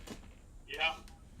Well, listen, we need to be connected. Chris, keep me in touch with your brother. Yeah, sure. And send any pictures to Chris or videos. I'd love to see them. Yeah, I will. I'll send that one of that striper so you can see it. And yeah, we'll stay in touch and maybe we'll drop the line at you. Oh, shit, I just dropped my camera. That's what I just dropped. Yeah, I got all my gear. I even got corkers. Those are those things, those... Oh, yeah. You know what corkers are. I got more fishing shit. I sold a lot of stuff because I moved it. I sold a lot of it. But, Dude, I just don't... Chris knows. everything you need here. Chris knows I just don't have time anymore. I work so much. But I definitely got to like Memorial Day. But you said April, May, so that's earlier. Yeah, by Memorial Day, they're moved up, to like the Long Island Sound. And Yes, they come up the Hudson where I live. Yes, they come here to spawn. Hey, if you decide to monetize this thing, you should hook up with Bill, give him a percentage of your monetization. No, I don't want nothing. Are you crazy? Well, really, it's, like I told Chris, instead of monetizing it, you more or less like, you do free advertising for the charters, then they give you free trips. Oh, dude. That... When you look at it, you're really getting paid. All right. It's just there isn't a transaction. If that's the case, I will push their shit on my end and your end so that we both could get a free trip together sometime in next year. Yeah, because that's what my friend in California does. It's like he goes out once a week on all the different boats in San Diego, and he's really publicizing, advertising them, and he's catching fish, and he's doing it all for free. Wow. Now it's gotten to the point where he came out with his own lures, his own jigs. Wow. He ended up going on the boat, a sponsored trip to, to promote his jigs now and everything. So, he's doing it all the right way. Yeah. And that's what I said. No one here on the East Coast does this. So Right. if I want free fishing trips, I'm just going to go out there to solicit the boats. And it worked once for me where I had the guy turn around and say, listen, instead of $100, I'm only going to charge you $50. I says, all right, here's $2,000. Give me X amount of trips, and I don't know, I bought like 30 trips for the year to go fishing, where it would have cost me double the money just from one video for him to advertise. Wow. Oh yeah, dude. I got to get back to fishing. I'm actually showing people on the stream. This is a fish I caught in Montauk, a striper, surf casting right there. That was like I don't remember how many pounds it was, but it was about 34 inch. Yeah, this one I love it. 30-pound tag. I was so tired I had to pick them up for me. Do you use spider wire or you're just using the regular line? No, I have a sponsorship from Reaction Tackle. They're out of Wisconsin. It's a braided line. Oh, okay. That's cool though. You got a sponsor. That's awesome, dude. Yeah, they give me free line. They give me 10,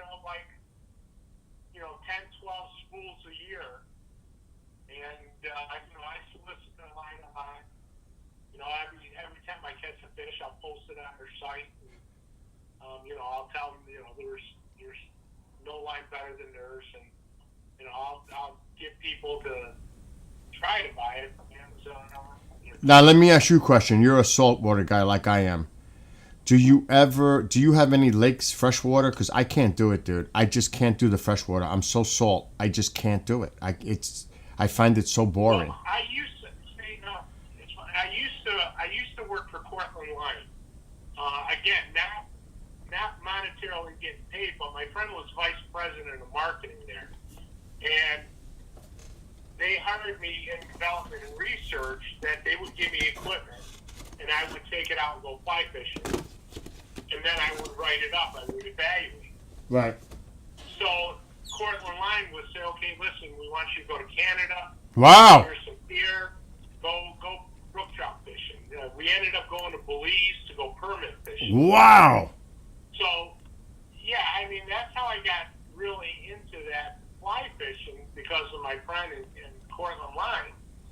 And I still got all my fly fishing gear. I just don't use it because after going striper fishing and tuna fishing, Yeah. it's like I'm hooked. When I was living Yes. in Florida, every day I would go down and go red fishing and snook and Yep. That's the point. I'm so used to salt with stripers, blues, porgies, flounder, blackfish. Yeah. I can't do the fresh. I just can't. It's such a different environment. Yes, it's relaxing. It's nice, but it's not like the action you get in the salt. Oh my God, the salt is just. the thing is, you don't know what you're going to hook. Yes. And you know what? You got to be prepared for everything. You're right. You're right. Like when I go to Mount Talk and I'm fishing for striper, I can get skate. I've got sand sharks. I could get anything on that line. Yep. You know the deal. It's. And that's what I'm not bragging or anything, but it's just like you. The more you do it, the more experience, you become a better angler. Yes. Okay, well, you got 30-pound test and you hook a 70-pound fish. It's all skill. Yes. Absolutely. And there's nothing more rewarding than you landing that 70-pound fish on 30-pound. Correct. You got to know how to play the fish. You got to know how to play the fish. Want to see? Yep. Huh? Oh, dude. I was just, last time I went tuna fishing, this guy ended up bringing a 150-pound yellowfin and Wow. 65-pound line. Wow. And you know, that's money. That's worth money, period. You know that. That's money fish. That's a money fish. Yeah. Tuna? You have people waiting on the freaking docks waiting to buy it off of you. Yeah, the Asian people. Yes. Yes. Yeah. I see them all the time in Mount Talk. Oh, yes, yes, yes. Yeah, you get the Asians, the people that own the restaurants and the associated restaurants. Yep. And they're buying it cheaper from you than they would be, like through the market. Yeah, that's right. And they're not afraid to give you $10 a pound for it. That's right. Instead of $25 a pound through the wholesale. Exactly. And that's why if you catch a few of those, you got money. Plus. It paid for your trip and plus. Yeah. Anyway, it was great talking to you. All right. Nice Stay to in meet you. touch. Yeah, we'll stay in touch for Chris. Yes. And, we'll hook up for next year. Let me know how. Let Chris know how it goes Saturday. Because I'm really curious. I will. Oh, by the way, your weather's going to be nice. It's going to be in the 80s. It's going back up. Saturday, Sunday, Monday, Tuesday. It'll be in the 80s during the day. You know it. My friend just went up this morning. He was nervous. He texted me. He said the seas were really rough Oh. until they got offshore because the surge, along the coastal there from those two hurricanes. Yes, there. from the hurricanes. Yep. That makes sense. Yeah. Anyway, So, Chris, I'll see you tonight for the show. Yeah. It was a pleasure speaking with you, and I look forward to. Likewise. I look forward to speaking to you in the future. All right. Nice meeting you. All right, you two. Have a great one. All right. Bye. I love it. See, I love talking fishing. I love it because I grew up on a boat. Literally grew up on a boat every day. My father would come home from. So publishing a song like I just spent crazy amount of time on is a pain in the you know what. Because I'm using a but it's a process.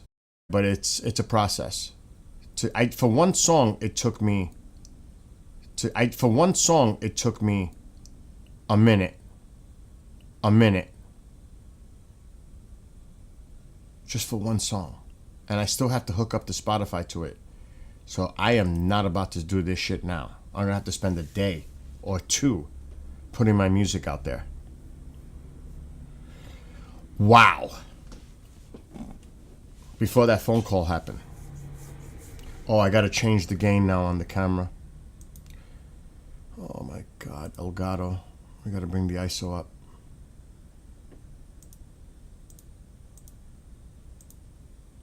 That's too much. Way too much.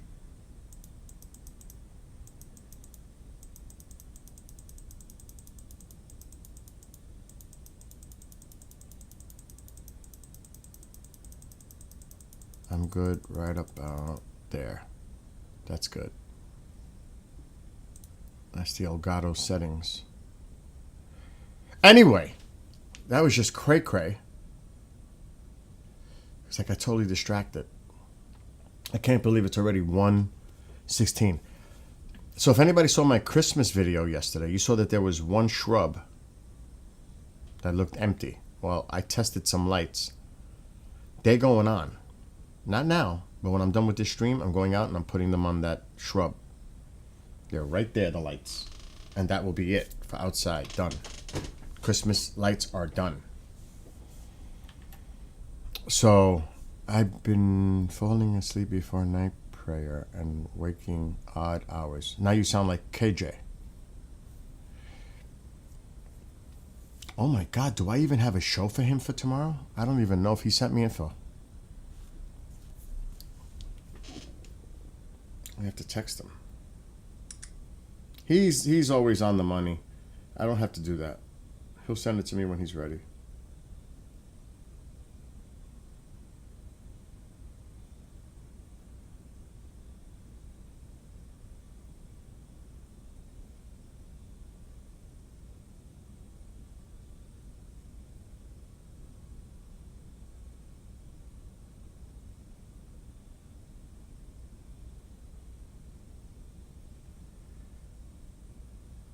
Okay, this person just contacted me from the company that I'm using to add him as a contact. It's funny how the music, people here don't really recognize my music on these other platforms. TikTok, kind of. The other ones, they totally ignore my music. But there are people paying attention to my music out there. And it's getting really interesting. You know, I'm starting to get attention of my music is starting to get attention. I don't know how they're getting it because I don't really have it out there, but some people are paying attention to this. And that's kind of wild. Add contact.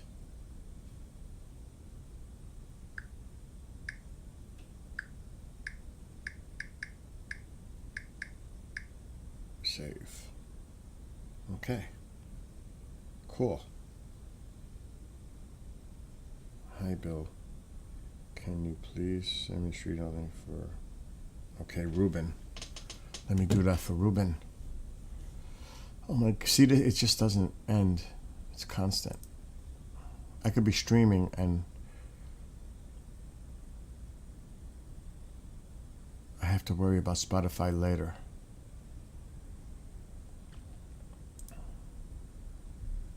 Lyrics approved. Good news, we reviewed your lyrics. Everything looks good. We sent the lyrics to Apple, and they should be live in iTunes and Apple Music within a week. Please note we can't guarantee your lyrics will go live. It's Apple's hands up. Oh shit, that's awesome. They submitted my lyrics to Apple. My lyrics are not explicit. They're clean. My lyrics are clean. I don't got to worry about that.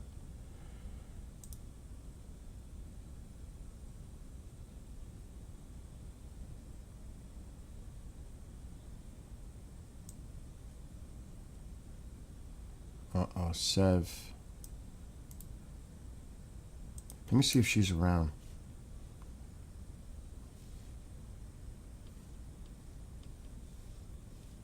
I may have to mute this call.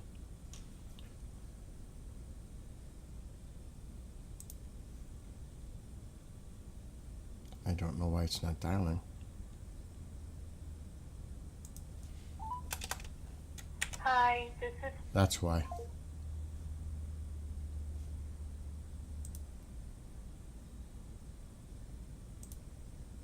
All right, I've got to get organized here. I am not organized.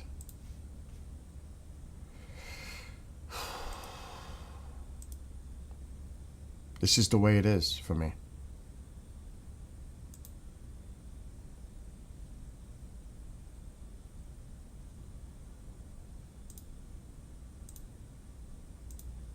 Okay, now I gotta go to Teams. And I got shows starting in 4 hours for 4 hours. I'll be busy tonight.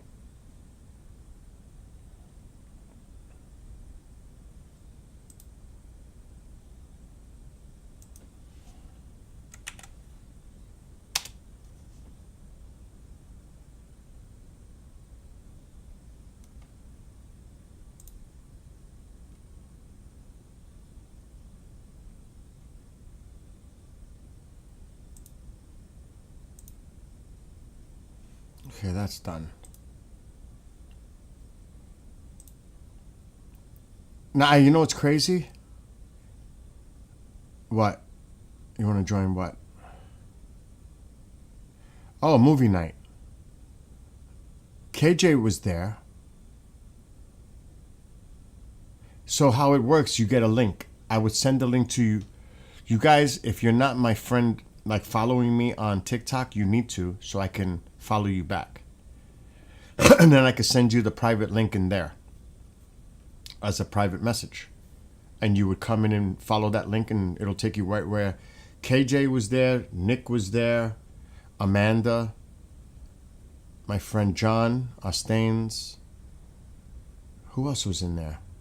Amol was in there. There was like 7 of us watching the movie. Lorraine. It was like 6 or 7 of us watching the movie together.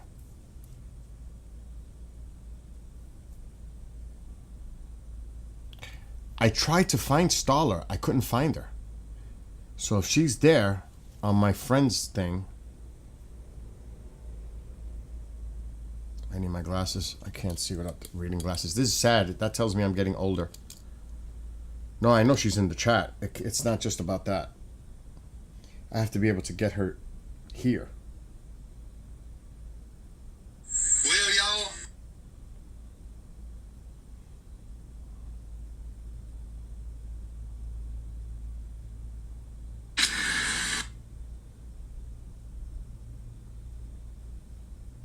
KJ, I'm going to send you a message to keep the streak going.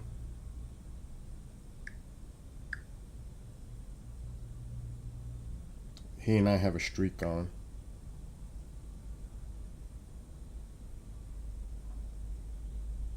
I see Susie.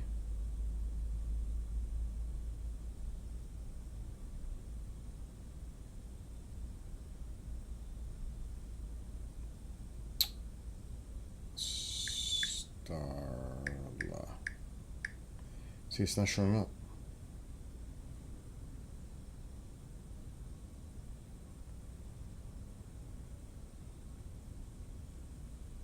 They're one of the only people that.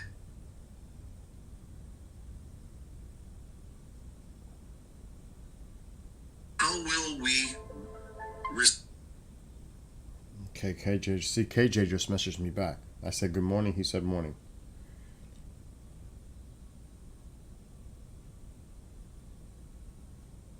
New followers. View all. I do not see Starla as a follower. I'm scrolling down. There's no way. Nope. I do not see Starla's name. So there's nothing I can do. You sent me a message on it? Let's see. Now, there you are. Now we're talking.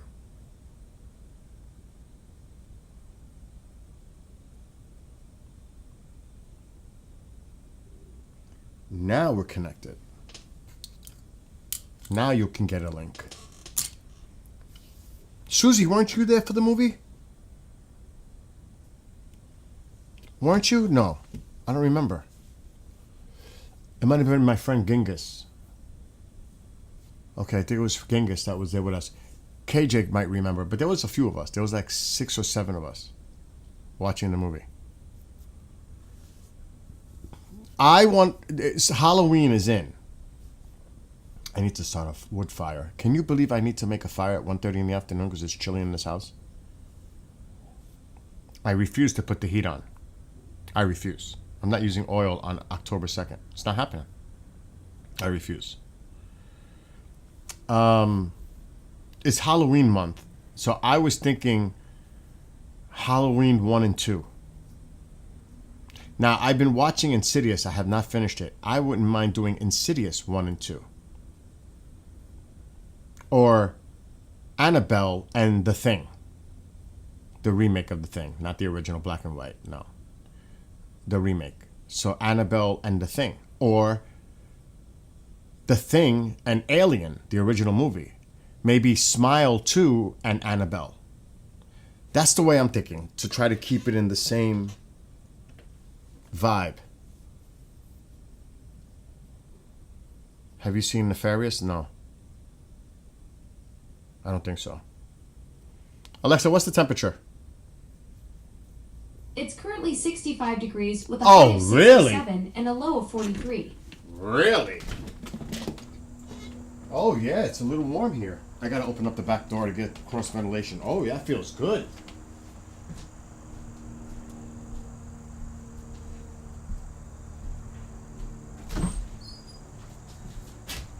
Dude, that's locked. Oh, yeah, that'll work.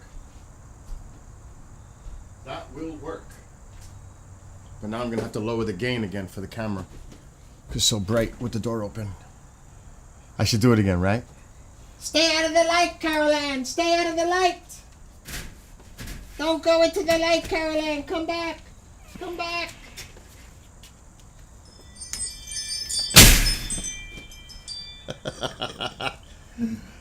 Oh my God. Losing my mind on a live stream. You have to know the movie, Poltergeist. A movie that KJ has never seen either. He doesn't see many movies. He's going to see a few now. Oh, look at how I can play with the shutters. I mean, the ISO on the... That looks better, huh? Even with the brightness. You see the candy canes on the door already? Christmas. See it? Right there.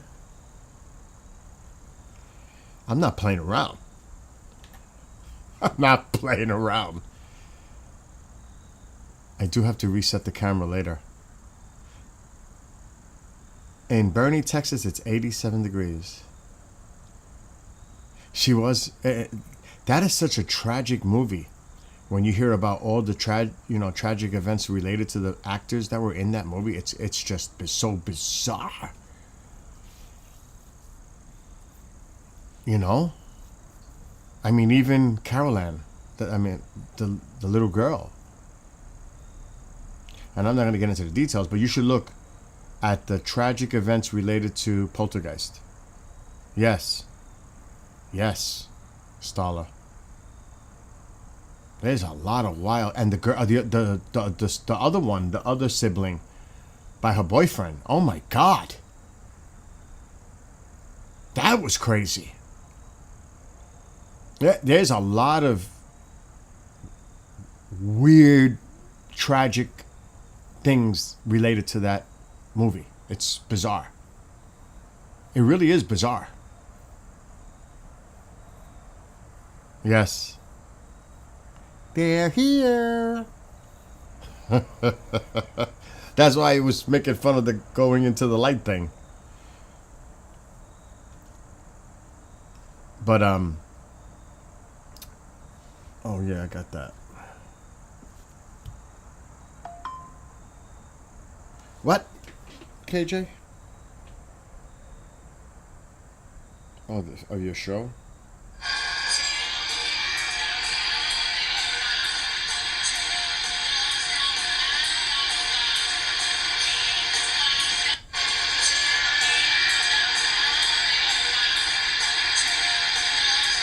Okay, you have one major problem on that clip. A major problem. And you can control it on the slide on OBS. Your music is clipping. It's in the red. Do not have that in the red. Slide it down. Bring it down. You want it to just barely touch the red. If you're in the red, you're clipping. Bring that audio down. It's going to sound terrible. I always monitor my thing when I'm streaming live. Like right now when I'm talking, the mic is a little hot. It's hitting the red barely though. You have yours full red. That's no good. Bring it down. Your audio is clipping. It's too loud. I noticed that when I was looking at it. That is no bueno. No good. It's gonna sound like trash. So make that correction next time you go live. Do not have it clipping like that. And you can lower it on the slide on OBS. See, I have a mixer board, so I can use the mixer board to bring it down. I don't have to really mess with the OBS settings. But you might have to. Well, whatever you're using to stream out to, it's red. No good. I see it. So if you're streaming the video with OBS, it's not good. So you better check your settings, because that sounded like it was clipping just from listening to it on the phone. And I could see it. You asked me for my advice. I'm telling you my advice. Take it or leave it.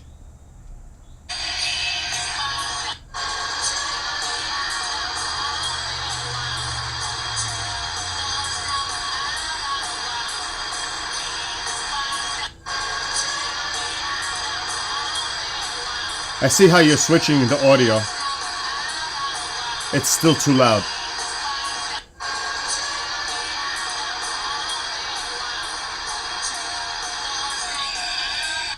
Like on my mix. Oh shit. What's going on?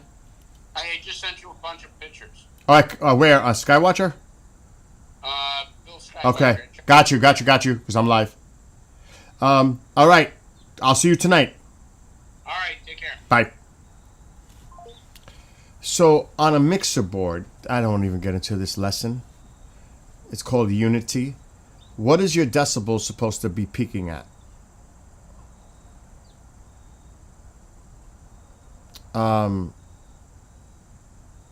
I can show you using Audacity. It's a simple way to explain something.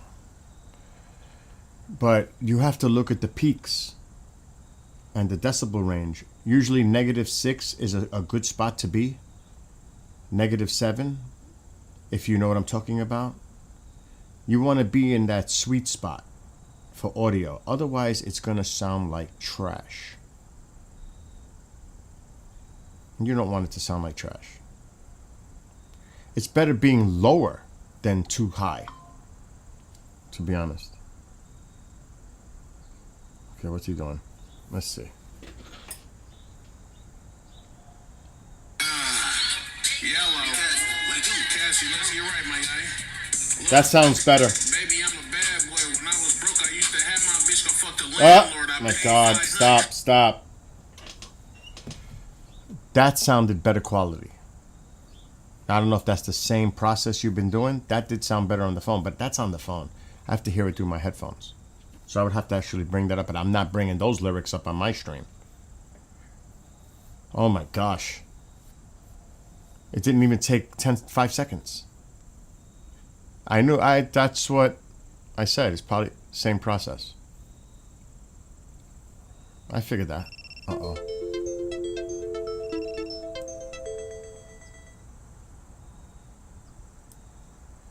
See, I mean,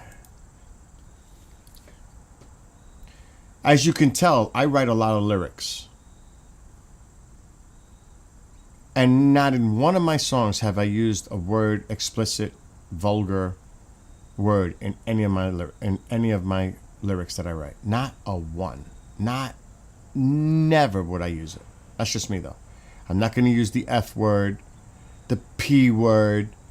I'm not going to use anything that's going to put women down or to put them as sexual objects kind of a deal, because that's what everything is.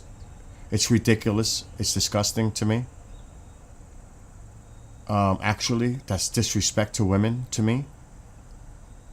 But that's the thing, that's how they looked at them, as objects, but not as people. I'm not a fan of that.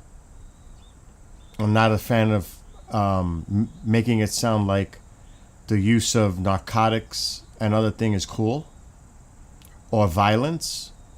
No way. I don't think that's cool. Showing guns and thinking it's cool to show this and doing that gangster shit. I'm not for that.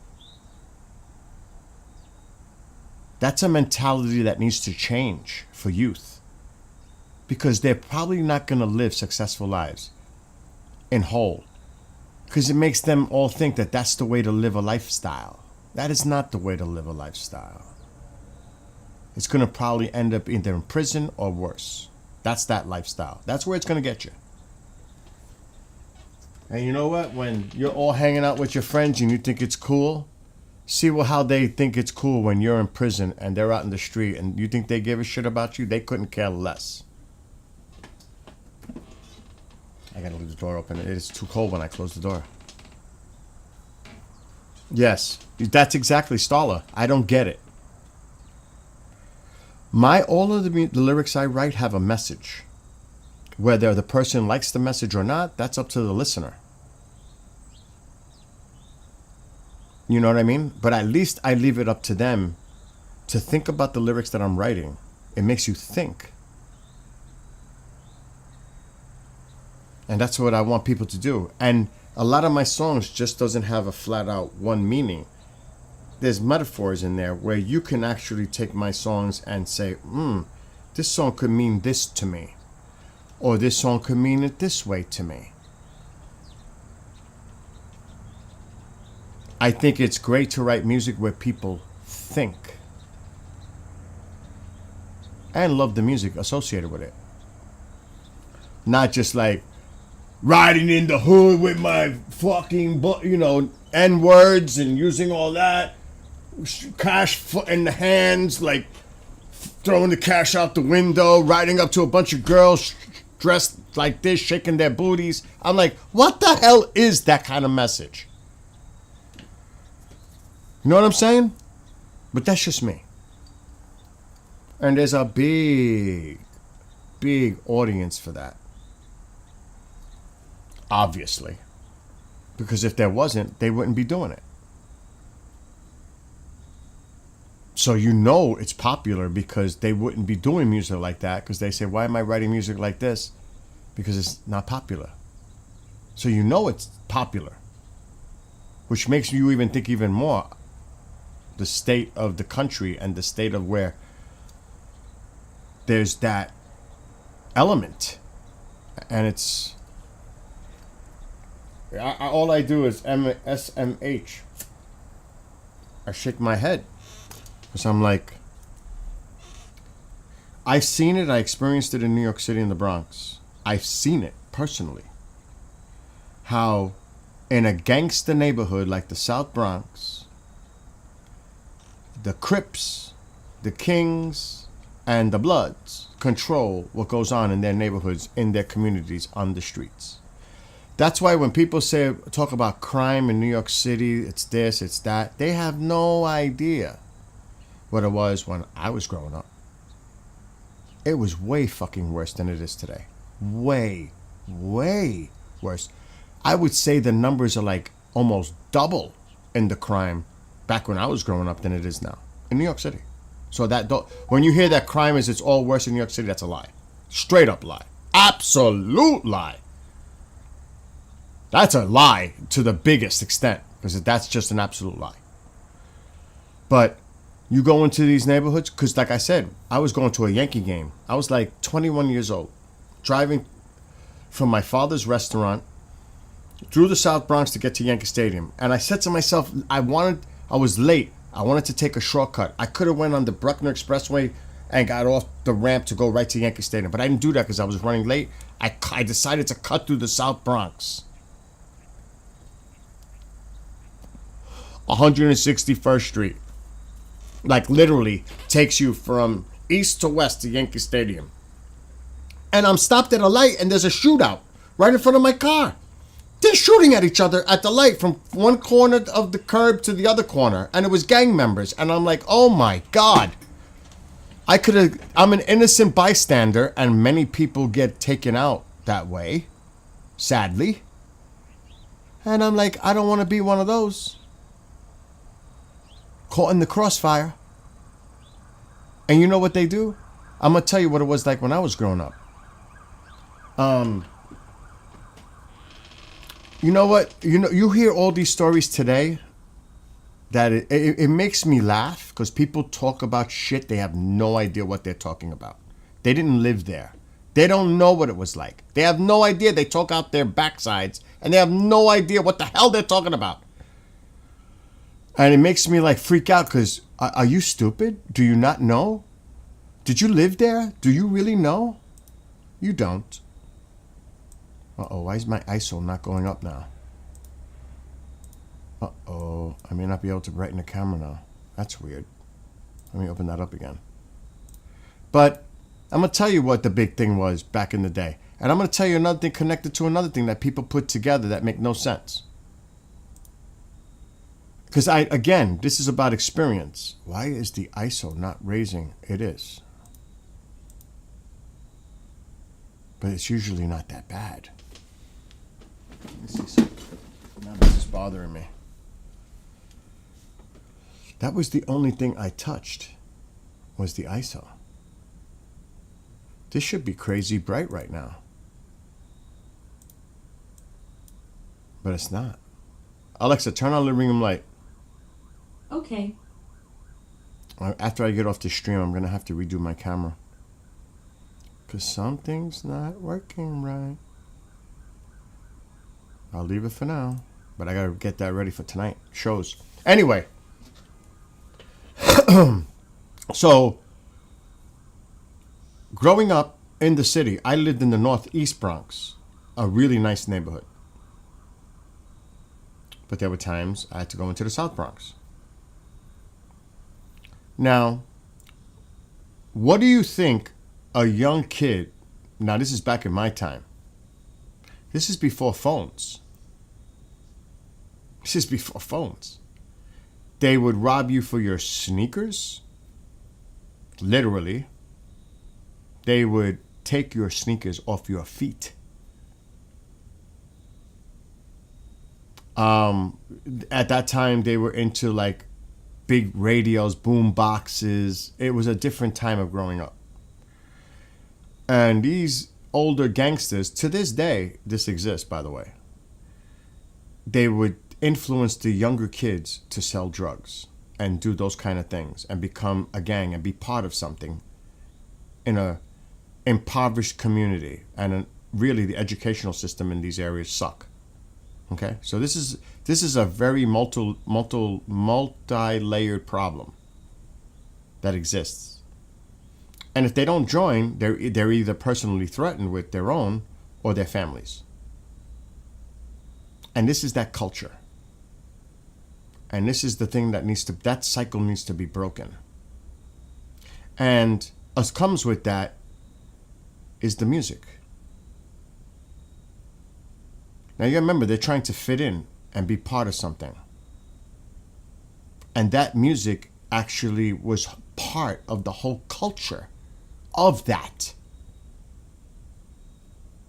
Not even talking about the culture between what was going on in the East Coast and the West Coast between, let's just see, look what happened with Tupac and Biggie. That kind of nonsense that was going on. The back and forth. Bloods, Crips. It was insane. That alone was insane. That culture. Gang violence. Gang mentality. And it exists to this day. Except now, they'll rob you for your phones, sneakers still, and a whole bunch of other shit.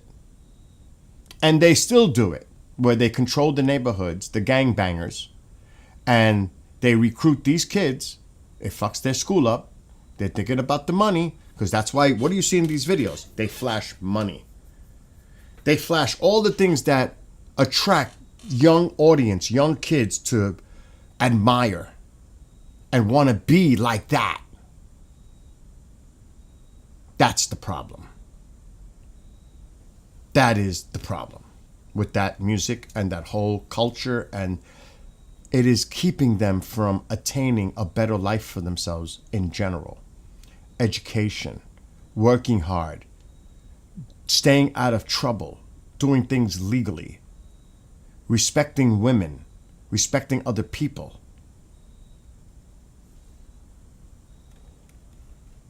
And not being affiliated with a gang. Because that's not going to get you far. Like I said, two things. Prison or worse. So that's why, and my cousin is a rap, he writes for and a producer for rap artists. He's actually well known.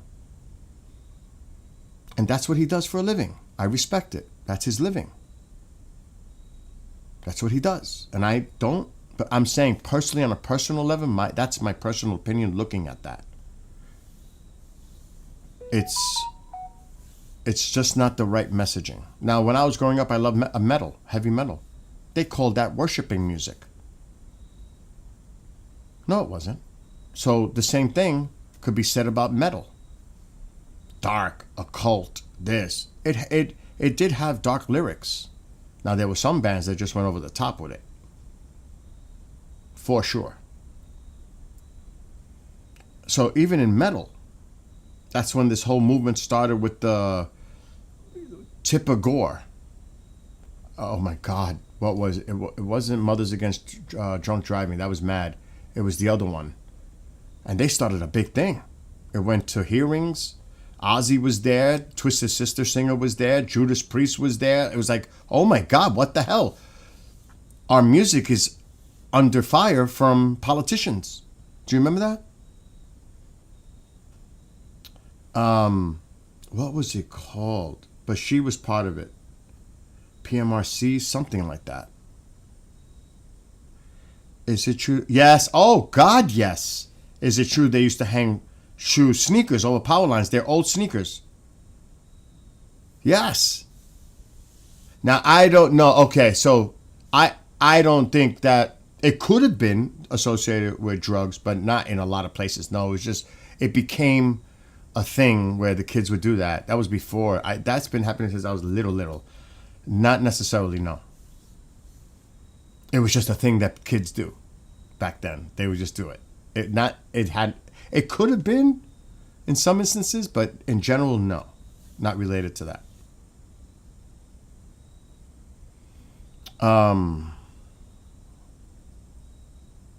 But I remember that. Did I do it? No, because my mother would never allow that. Plus, I didn't live in a neighborhood like that. I grew up in a neighborhood with very few kids in it. It was more a remote place in the Bronx. It was more industrial back then. A lot of factories, and there was only a few houses. So it was different. Like, we had a creek that we go through the woods and go by the water. It was different growing up in that environment. It was not like the city, but it was in the city. But you weren't crowded by others. There was only a few of us. So it was different. But again, my lyrics are clean. When I hear a song spitting the F word or B word or P word right off the bat, I'm like, how much respect do I have for this? It's like, what are you trying to say? What's the message here? And don't get me wrong, I do like some old school rap myself. But never like on that level. The explicit, crazy lyric type. And believe me, I say the words out of my mouth. But that's a New York kind of a thing. It really is. Many New Yorkers use words. The F word. In other words. It also comes with being involved with other people. Growing up in that culture of New York City. Even in the schools. If you didn't defend yourself, you were weak and you're done. This isn't a school in a rural area of 300 kids, if that, or whatever it is. This is a school with thousands, if not over 1,000. So if some shit happens, like say in front of the school and there's a fight, everybody in the school is going to know about it. And if you don't stand up for your 2 feet and fight, you're done. It's better to engage. This is back then. It was better to engage and lose than to be seen another way. In fact, you're done. You had to stand up and defend yourself. If you didn't, all the word would get out. And that would not be a good thing.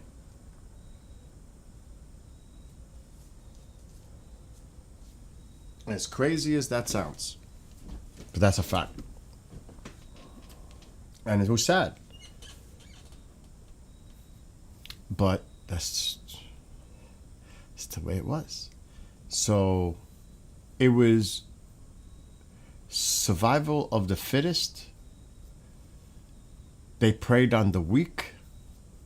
I don't know how it is today. It's probably crazy now. But that was a thing.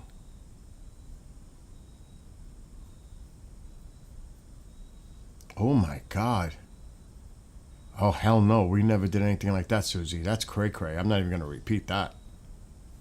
Oh my gosh, we never did anything like that. That's crazy. Oh my God. I've never heard of anything like that. That's the first time I ever heard of that. Oh my gosh. See, when we were growing up, it was all about sports. We didn't have video games. We didn't have phones. We didn't have all the electronics that is out now, the technology. You know? We played sports and games. I mean, it used to be great when I used to go to my grandmother's house. And she lived in a populated area, a street with like a lot of kids. And of course, I used to go to my grandma's all the time and I would make friends with them. And we used to play Roundup. And there were teams. And there would be a base. And if you tag somebody, or what was the other one? 1, 2, 3. Something 1, 2, 3. And you had to say it. You had to hold them and say it 3 times fast. And then they're captured and you put them in the base. And then the other team has to try to come and tag them out and get them out of there. Something. I can't remember. You ever used the spark plug method? No. I don't even know what the hell that is. Have you heard of the military being sent to New York for crime control? Yeah, I'm not even touching that with a 10-foot pole because I'm not getting into politics. At all. And I'm going to tell you why. It's so messed up what's going on. They cut 167 defunding law enforcement in New York City. You may not know that, but they did. That would have went to hire more for the NYPD, bomb squads, K9, they did all that. Of course, it's depleted, and now you're going to use the military on the streets of America? But yet you defunded, and that you could look this up. They made major cuts in New York State. The Fed did. The Fed did.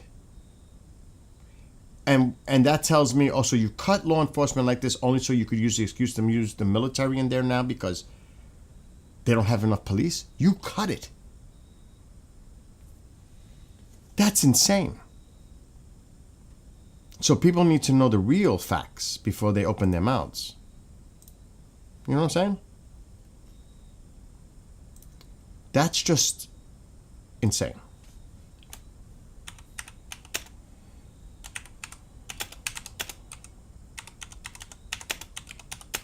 So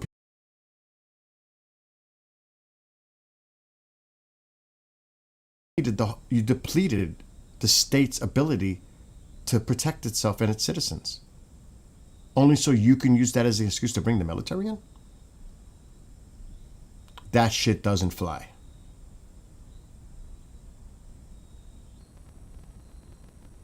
I mean, let's look at it for real.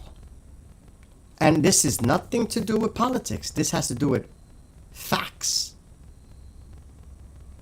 on the ground.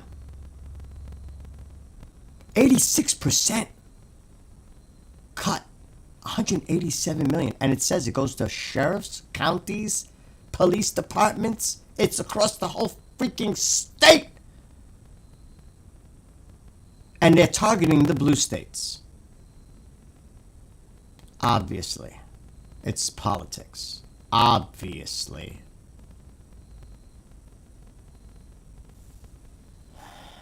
So, unless you're ignorant and you're just blind to not see the facts right in front of you, and that you're totally politically motivated on either side, that you don't see what's going on for its face value, then that itself tells you there's a problem. That's as clear as it gets. But I don't think many people know about this. You know what I mean? I don't think a lot of people realize this. And I wouldn't be surprised, because you see a lot of the anger out there now. It's targeting the transgender. Okay? Now, in my opinion, it's just my opinion, there should never be any alterations to anyone at least minimum under the age of 18, if not 21. Let them make their own decisions when they're an adult to decide something like that, not as a child. I just cannot. I cannot go with that. 18 minimum, but I really would prefer 21. That's just. If anything, I'm going to say, but just to bring that part up, I would not be surprised they try to revoke legal gay marriage, because that's coming. All of this builds up to some other agenda too. I would not surprise if they try to take the rights of those that have union. It's not about religious in a marriage. Union, civil union, being allowed to marry so that they can share in insurance policies, or to have that as a couple. It's right, 25 years old. You're right. Who said that? Stoller, you're absolutely correct. And take that away. I would not be surprised if they try to do away with same-sex marriage. That might be coming soon. Keep an eye on that, because it's an attack on that community. This is just one aspect of it all. Because remember, this country was supposed to be the separation of church and state. They're making it where they're really making this more of a religious argument now. They're using a lot of religion now. Religion is becoming a big part in the political argument now. Maybe because they feel threatened by everything else. But this is where we're going. So you got to look at the flags that go up. People should pay attention and notice these little flags, because they're more, like, let's just say this. You think these cuts in Medicaid and all this stuff is just that? No. It is the ultimate goal to destroy the ACA, the Affordable Care Act, or Obamacare. They're undermining it that way, because they know the premiums are going to go up in the exchange, and people are going to flip out. This is, again, one of those things that leads to another bigger thing, to get rid of ACA. That's the ultimate goal by Republicans. Do you understand that? You have to see the bigger picture when things are going on. And that's exactly what they're trying to do. Undermine and destroy it.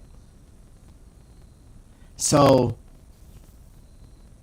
pay attention. It's when something happens, it sets a precedent. Like, could you imagine those generals sitting there? They're supposed to be apolitical in any setting, as in uniform. They're supposed to be. What they think privately, that's their own business. But in a military uniform sense, they're supposed to be apolitical. They're not supposed to cheer or rah-rah at a political. Like, if you ever noticed, when they do the State of the Union, they sit there quietly, stone-faced, just like most of the generals, if not all, did when the president did a political speech in front of them and called them from all over the world to be there for a political motivated speech. That's not something you want to be involved with the military.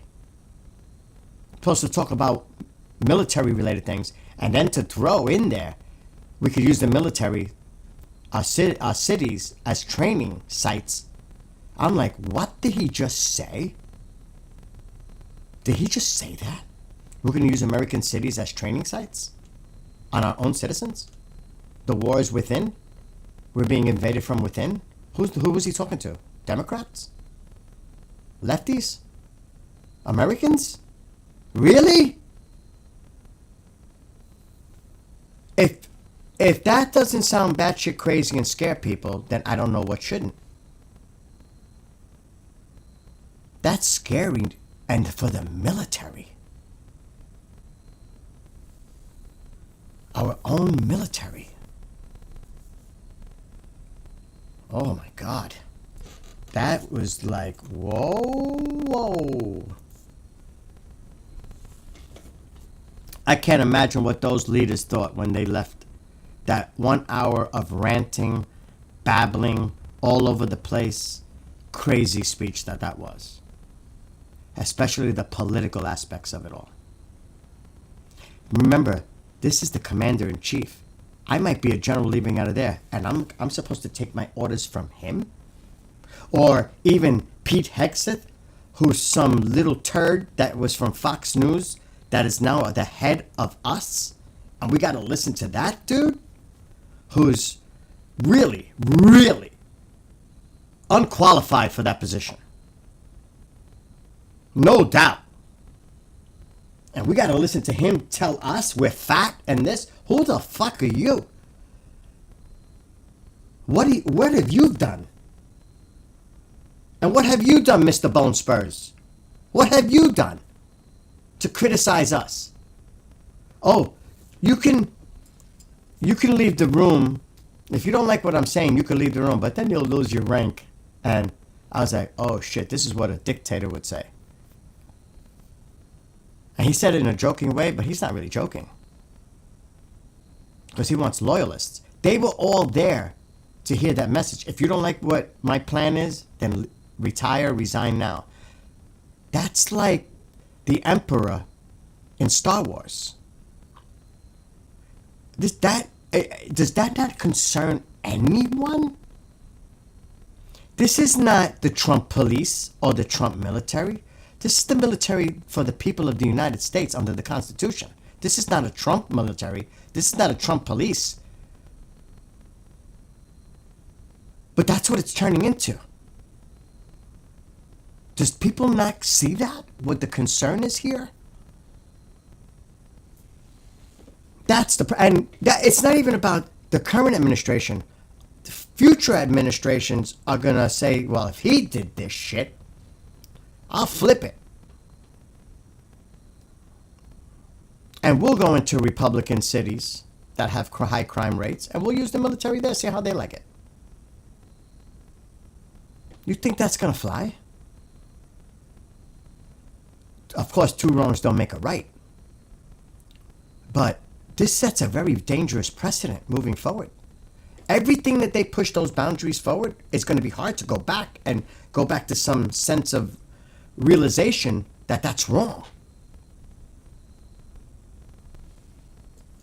So we live in precarious times. And again, of course, the MAGA base is loving every second of it. But what does that represent as far as the country? 35%? Maybe some independents go along with it, make it 40%? But does that really represent what the country wants as a whole? Or are you just representing your base? The hardcore base. That's what it is. Because they're the only ones that get excited about this.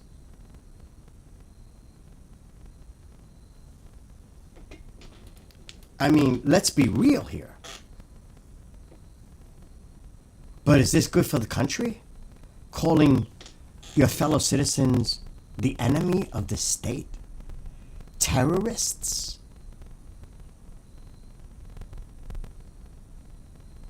Holy shit. Because that's what you're doing. That is what you're doing. And then they say all the rhetoric, you know.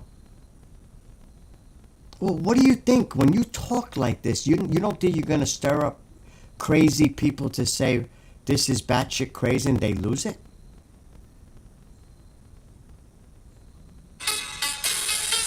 I mean, what's going on? I'm still streaming. Go ahead, mute yourself for a second.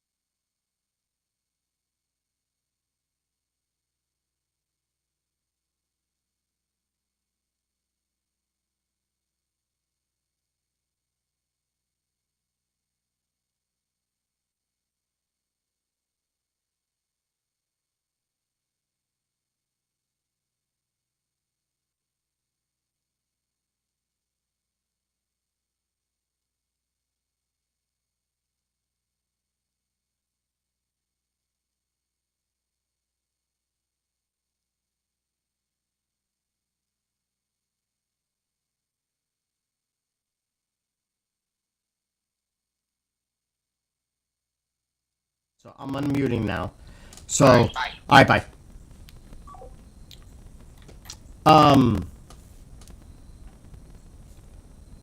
And the thing is, you always want people that are gonna keep people in check and give them advice whether they like to hear it or not.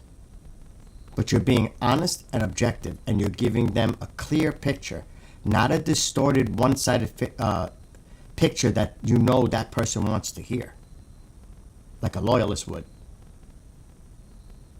And you remember how they used to say, well, Biden's mentally incapacitated, which I also believe he was. Declining, definitely. And that other people were running the administration. Well, who do you think is running Trump? Stephen Miller is. And some of the other acolytes in the administration. When he reads off the prompt, that's Stephen Miller. You're hearing the words of Stephen Miller coming out on that prompt. That's where he's getting most of his influence from, is Stephen Miller. When he goes off and he starts going on these weird rants, mumbling off the teleprompter, that's a whole different ballgame. That's just him being him. Otherwise, Stephen Miller's the big person that's behind all this. He is really like the president behind the scenes of Trump. He is the one. He's the one that's driving a lot of these policies. So I don't want to hear that the Biden administration, and of course they were, for sure, were controlling Biden behind the scenes. Who do you think is controlling Trump? So dug in. They don't see that. They only see what they want to see and what they want to hear. That's just fact. They care less what the other side says, or listen to what the other side says, because they're the enemy. That's the way it is now. They are the enemy. They hate them. And I don't like to use those kind of words, because that's very strong. But it really is like that. Especially when you say they're the enemy of the state, of the country.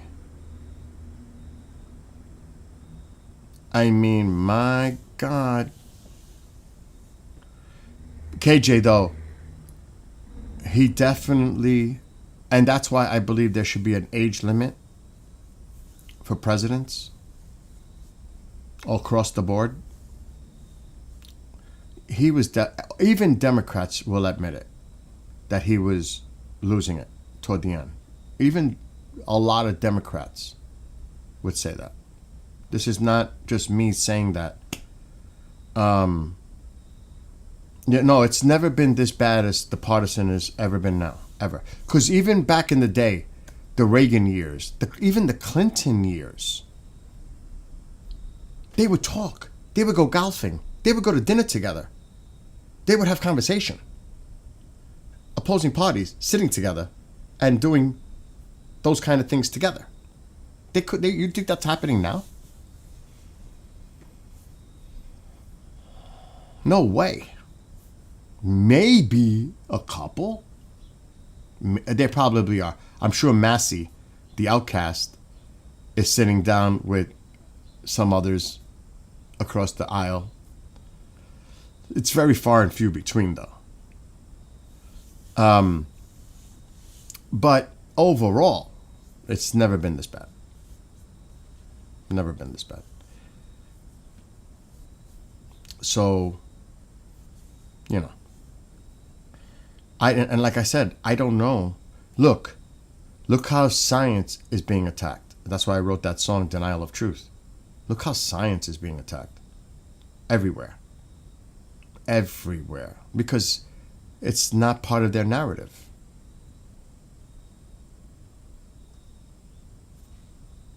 It's as simple as that. It's a bunch of politicians thinking they're scientists and know what's best for people, without even providing the data to show their argument.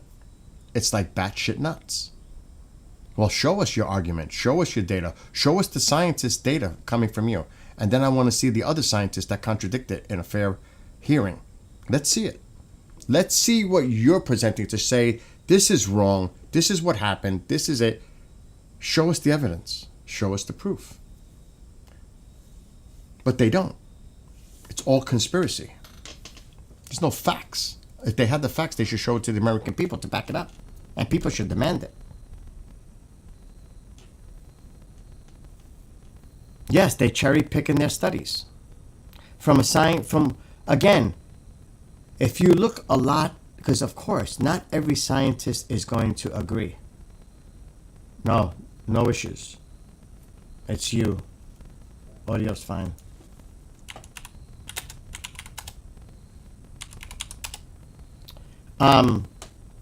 Of course, not every scientist is going to agree with other scientists. They have their own theories, hypotheses, whatever, studies.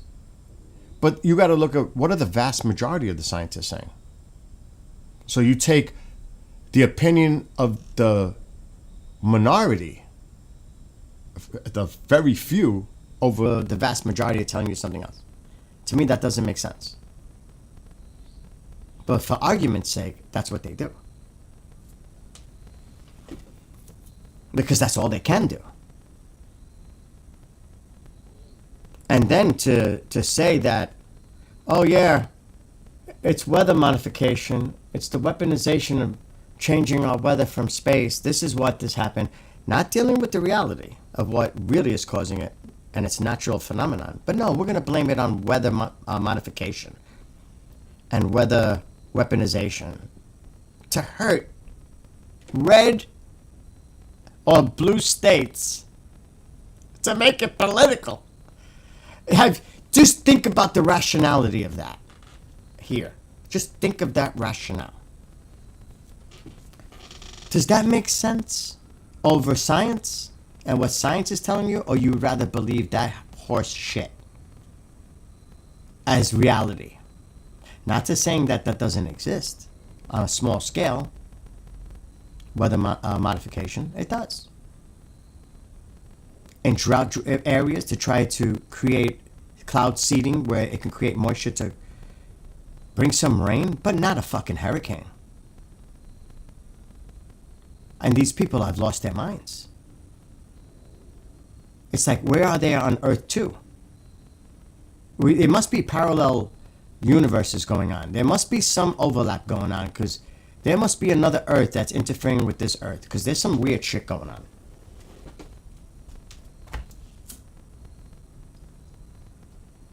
Yeah, we've been infiltrated by interdimensionals that are coming from another place that want to make their world like ours. How about that as a conspiracy? Because that makes more sense to me than any fucking thing else. Because it's just batshit crazy right now. Do you honestly think our allies can count on the United States? With this administration, all the MAGA is about isolationists, nationalists, and no wars. And stay out of everything. It's not a problem. Do they not know history? Are they not aware of history? Really? So we're going to turn our backs on our allies that we've had for 80 years. For what? I'm going to tell you this right now. Taiwan, because you're not going to do anything about it? Think of the precedent it sets. You might not think it has nothing to do with us. But if they take over dominance, it eventually comes to our doorstep. You might not think it has nothing to do with our security, but it does. Because if they fall, we're outnumbered. They're coming after us. The ultimate goal is to destroy the United States. You might not think that, but that is the goal. Do you think they like to sit by being second? They want to be in the United States position of power. And by doing that, you undermine the allies. You do it slowly, you take it out. You surround the United States. It eventually comes to us. It is our problem. People don't see it that way because they're looking at it in a very small, narrow vision. It is our problem. It's also about ideology, democracy, dictators, authoritarians. It has a lot to do with it. You got to remember, a lot of these countries, like Russia, has TAC nukes. Exactly, they don't like freedom. So you don't think, look, the big scare was, think what would have happened if Germany won World War II and they would have taken the UK. They had everything else pretty much. It was the UK. That was the last piece. And we stepped in and, of course, helped the British. Who do you think they're coming for after they got their world domination? Over there. You don't think the next target was us? The Japanese drew us in. They were allies of Germany.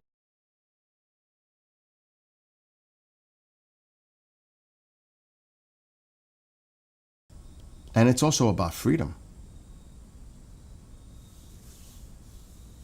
So we're living in really delicate, tense times. Because shit could break out anywhere. Really.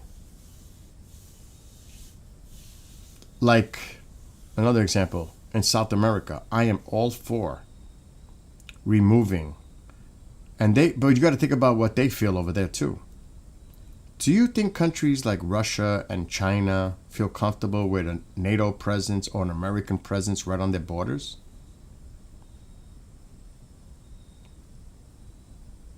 Let's look at it that way. You say it doesn't have nothing to do with us. What about in South America, where you have a heavy influence of China, Russia, Iran, others, over there, on our doorstep? That's why it's important. You might not think it's important, but the president right now is acting on Venezuela. And it's not just about fentanyl, it's about the influence. We need to get rid of that influence down there. Because that's just going to get bigger, and now we're going to be in that threat right on the border, potentially. If they were to swallow all that up and get their influence in there, that shit is right on our fucking doorstep. They can bring all kinds of missiles and whatever. In close proximity, they don't have to worry about firing missiles over the oceans to get to us. They'll just send them like the Cuban Missile Crisis. They'll just put it over there. Then what do we do? Then what do we think? Then you think it's not our problem? Their ultimate goal is to take us out. So people who need to think in broader terms, not narrow-minded, narrow vision. Nobody wants to get involved in wars. Nobody. Who in their right mind wants to get involved in a war? Nobody. That's rational. But it's also about defending. Not offensive, but defending democracy, freedom, overall. Because if you tip those scales, it's going to affect us in the long run. Eventually it will. It may not now, but it might 10 years from now, 20 years from now. This may not happen overnight, but that's not the intention. The intention is to slowly peck away and take them down slowly. Look, they're seeing us right now, and they put a lot of malware and social media bullshit to divide us. Because they know we're divided. So they put their input in there, try to influence people to go after each other even more. They see that as a big opportunity. And letting them just go at each other. They're going to destroy themselves. They're going to destroy themselves. It makes total sense. They don't have to do a thing. Because we're doing it to each other. Here.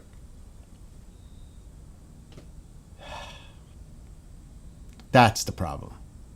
So when the people say it has nothing to do with us, it has everything to do with us. They're just not thinking in the right way of looking at it. In my opinion, of course. It's a lot bigger and complicated than, it's not so black and white. There's so much gray. And everybody that feeds into this is just actually helping them. Do you realize that? Everybody who falls into this shit is actually feeding our enemies, our adversaries, exactly what they want us to do.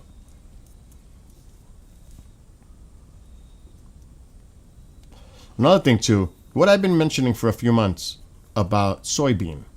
Oh, it's coming up now. I told you it would come up in October, November. Well, it's October now. You're hearing a lot that the Chinese are refusing to buy soybean now? Did I say that? Did I freaking say that 2 months ago? If you've been paying attention to my streams? Oh, yes, I have. It's happening right now. The farmers are freaking out. He's going to have a talk with Xi, I don't know if it's next week, about this. I said it, I called it, and it's happening. Because anybody with a brain could see it was coming.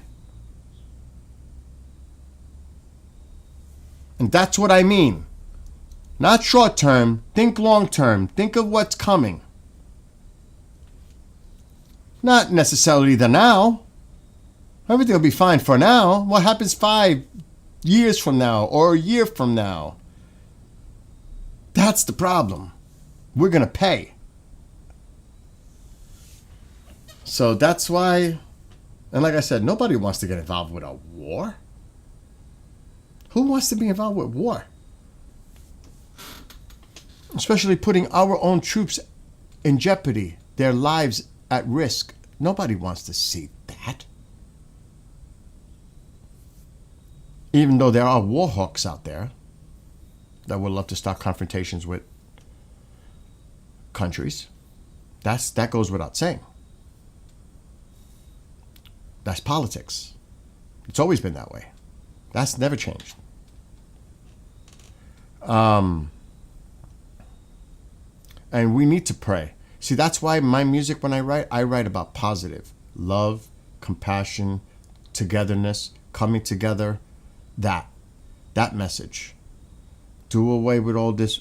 There has to be a way that people bond with their commonalities and not hate each other because of that one thing, politics. That's driving people.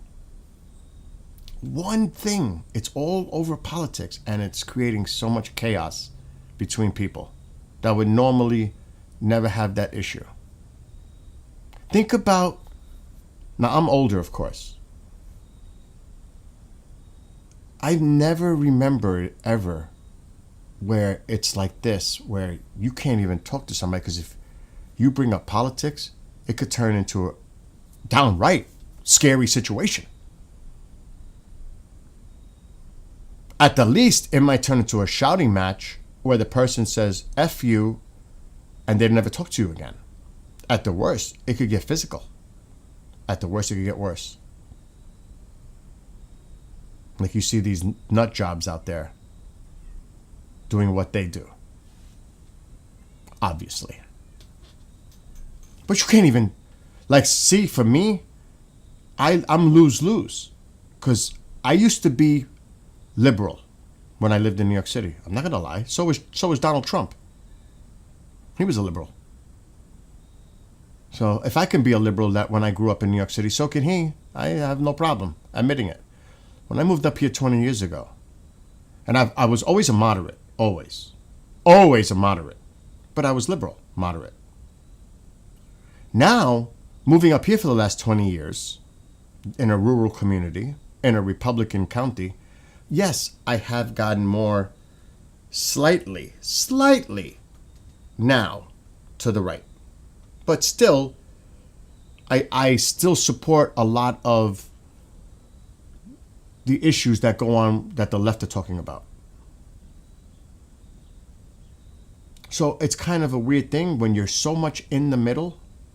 There are things that both sides I approve and disapprove of. But where does that put you? Both sides are going to hate you because you're not dug into either side.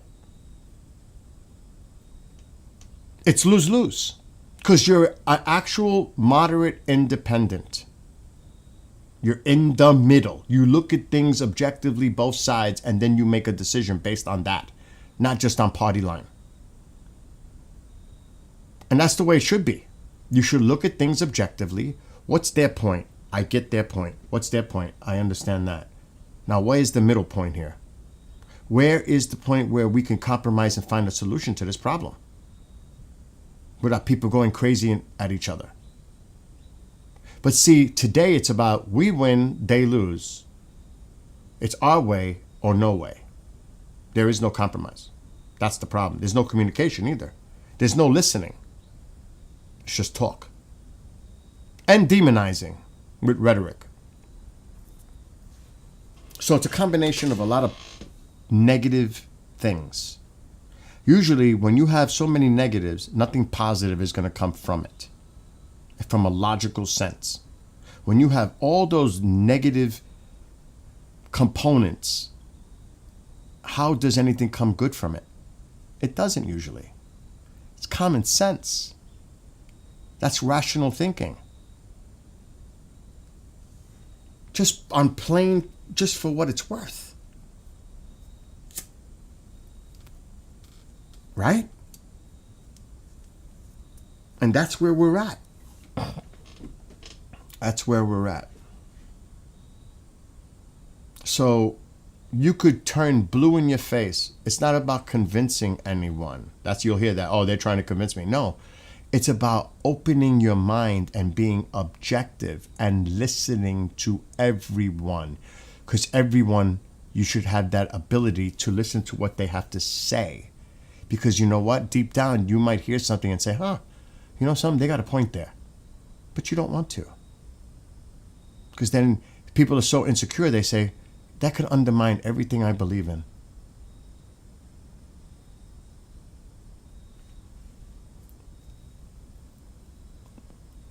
That's the problem. They can't. They can't. They can't. It's not even admitting that they were wrong. So maybe I misjudged this. I don't even like what. Let me take that back because I don't want to say judged. Screw that, because that's all that happens today is people judging each other. Maybe I have to rethink this and research it a little bit more. Look deeper into this. Maybe maybe by doing some research, maybe there's something there. You know what I mean? Like I said, this whole shit that's going on in New York City, this is such a horrible situation. We brought this up when this whole conversation started. Look what they did. Look what they did, the government. Trump did this. And he better not say he's going to bring troops to New York City because you undermined New York City. You undermined it right here. Kristi Noem following $187 million in cuts to critical counterterrorism funding in New York that directly impacts the safety and security of New Yorkers, reducing New York's allocation by 86% to $30 million. These unprecedented cuts will have direct impact on public safety throughout the state, include a projected $100 million cut to the NYPD. So they're defunding the police. They are defunding the police in New York City by $100 million. They're defunding the police. That's what that is. $15 million cut to the fire department. A $13 million cut to the Joint Task Force Empire Shield. That's for terrorism. No projected funding for any of the New York State's 12 certified bomb squads. And millions of dollars in cuts that directly support counties, sheriffs, and police departments. What the hell? So we're supposed to listen to what they say to us, tell us? Oh, New York City's safe. The police department's in a mess. this is this. They don't have enough. Well, you fucking cut all this money from them now. What do you expect them to do now? Because now they can say they need help. We need to bring the National Guard there.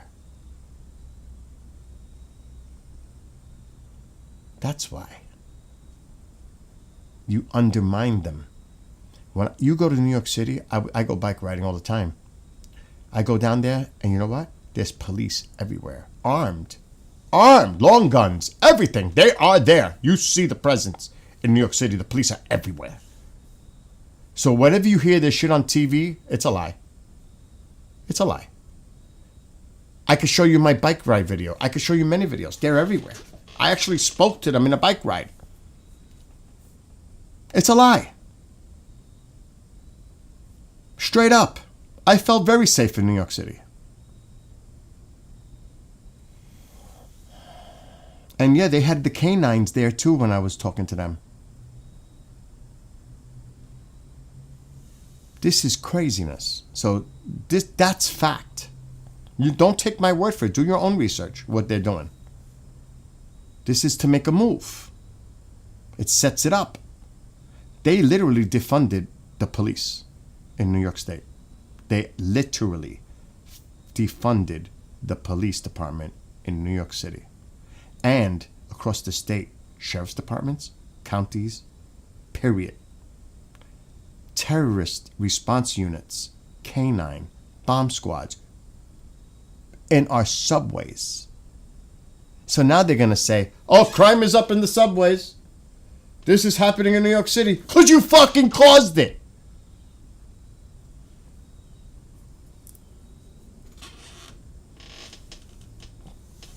And this is why the media puts out whatever they do, and people have no idea what's really going on. Because they hear that one-sided argument. They don't know about this. I guarantee a lot of them don't know about this.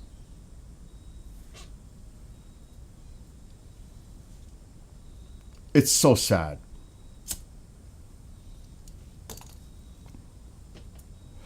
You know, I hear people tell me, oh my God, it must be really bad in New York right now. I wouldn't want to be there. Wait, what are you talking about? What are you talking about? Are you talking about New York City or are you talking about the state? And even if you were talking about New York City, what are you talking about? Well, have you been there? Do you live there? Do you know what goes on there?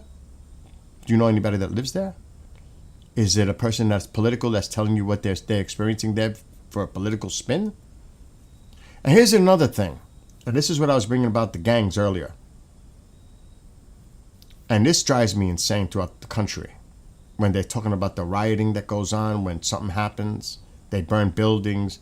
Do you think that shit is fucking new?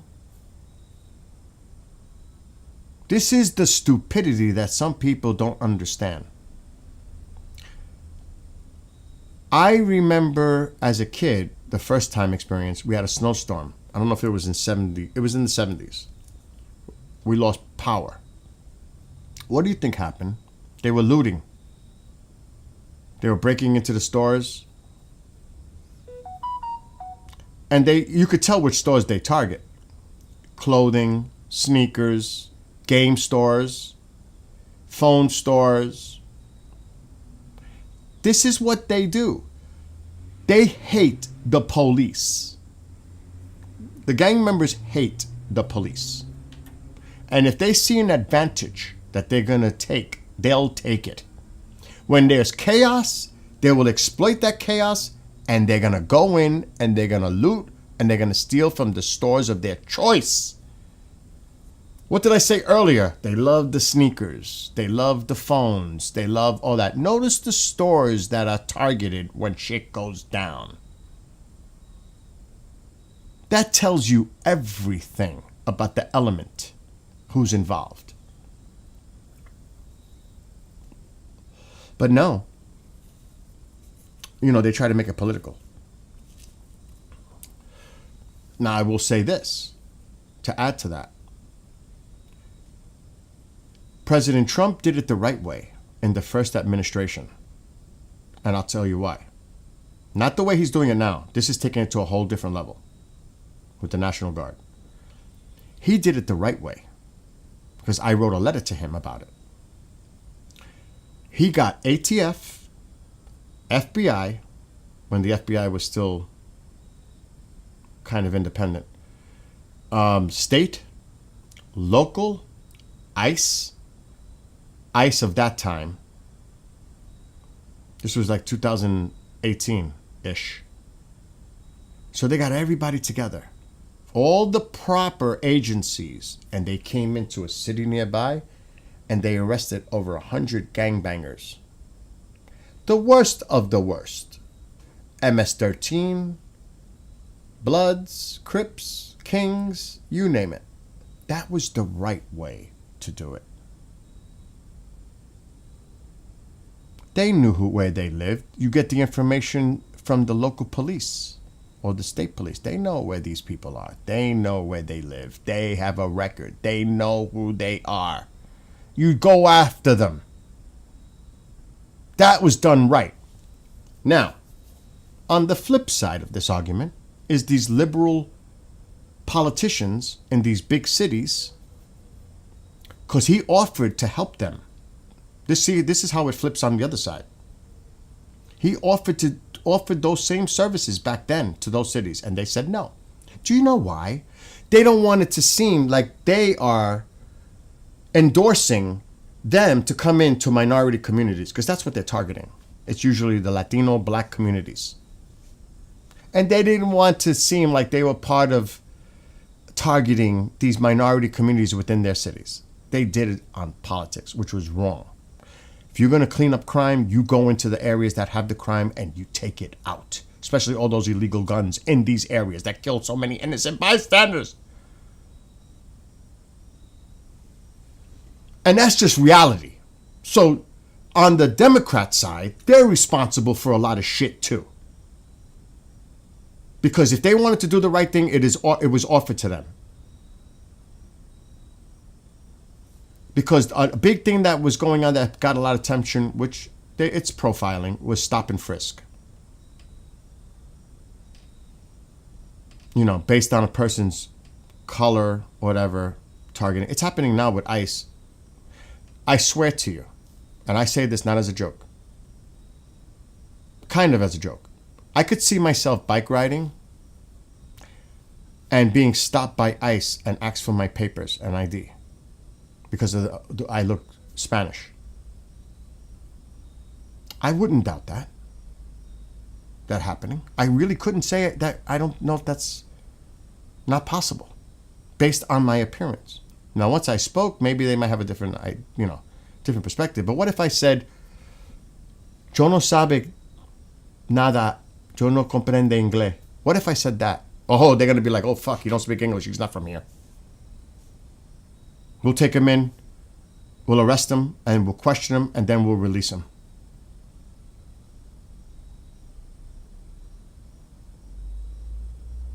Yeah, but there's also a thing called probable cause, Susie. There's probable cause too. If they think there's probable cause. And for ICE, probable cause is you're illegal. But again, the directive is to arrest illegal immigrants, and if they think there's probable cause for that, you question the person, you take them in, maybe not formally arrest them, but you're going to take them in for questioning to prove who they are. They'll have to provide their papers and all that shit. Proof of address, all that shit. You can only imagine what that's like.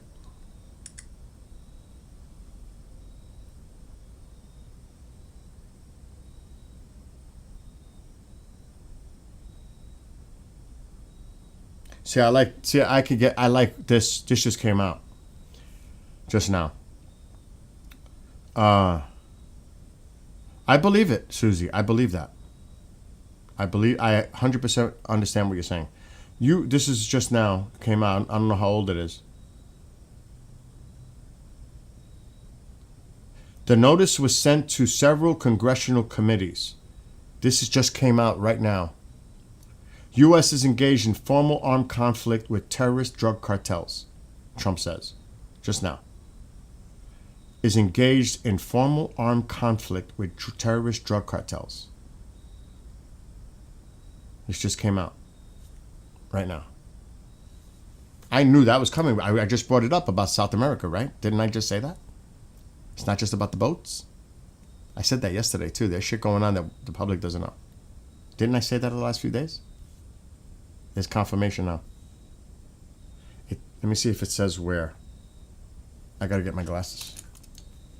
But didn't I say that too? I was right? How many times, and I'm not saying that I'm never wrong. How many times have I been right? Even on my predictions on the way it's gonna go. I've been pretty accurate. Not talking conspiracy, but it's opinionated, of course. But also looking at data and research, you know. Hold on, I just lost the article.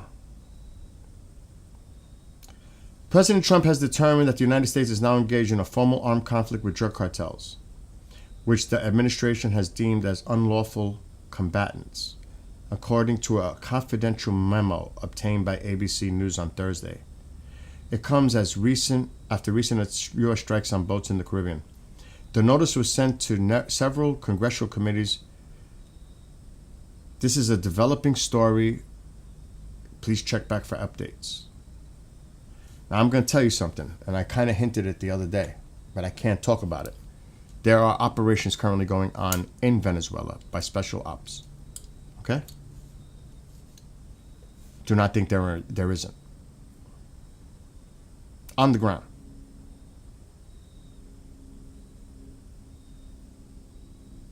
So let's just keep it at that. You would be naive to think that there wasn't. Okay? And listen, I'm just being, again, honest. This is coming from a moderate point of view. If we can deem other organizations around the world, I'm not talking about labeling domestic groups as terrorists, because believe it or not, that's actually something that is not as easy as the president deeming it so. There's a process for that when it comes to domestic. It doesn't fall the same, it doesn't have the same kind of oversight when you're labeling an other country or group a terrorist organization. There are different standards and procedures when you label someone within our country a terrorist group, just so you know that. You have to look that up. People may not understand that, but that's just the way it is. So it's so easy to say that a group here, like you hear Antifa is a terrorist organization, or a group. Well, before you label them as domestic terrorists, they also have protections under the Constitution. These folks, these other groups do not. Okay? So you have to separate domestic from foreign. There's different things that happen there. Lawful under the Constitution. Without getting too crazy with that. But if we can label other organizations around the world terrorist, why can't we label drug cartels as terrorist organizations? They are causing harm to the American people. They are causing, I can't say it on TikTok, the tragic events that happen as a result of fentanyl or whatever else you want to connect to that. Those drug cartels are a direct threat to us. They're also the ones that smuggle these weapons to gang members here in the United States, and there's a whole thing that these cartels are connected to. They need to be fucking taken out. They should be labeled terrorist organizations because they are a threat to the homeland. They are a threat to the American people. They are causing harm to the American people. And they should be labeled a terrorist, and we should go after them and wipe the fuck out of them. That's my opinion. Yes, of course. Everyone, our children, everyone. It affects everybody in our country. So, to me, that's a no-brainer. I don't care where it is.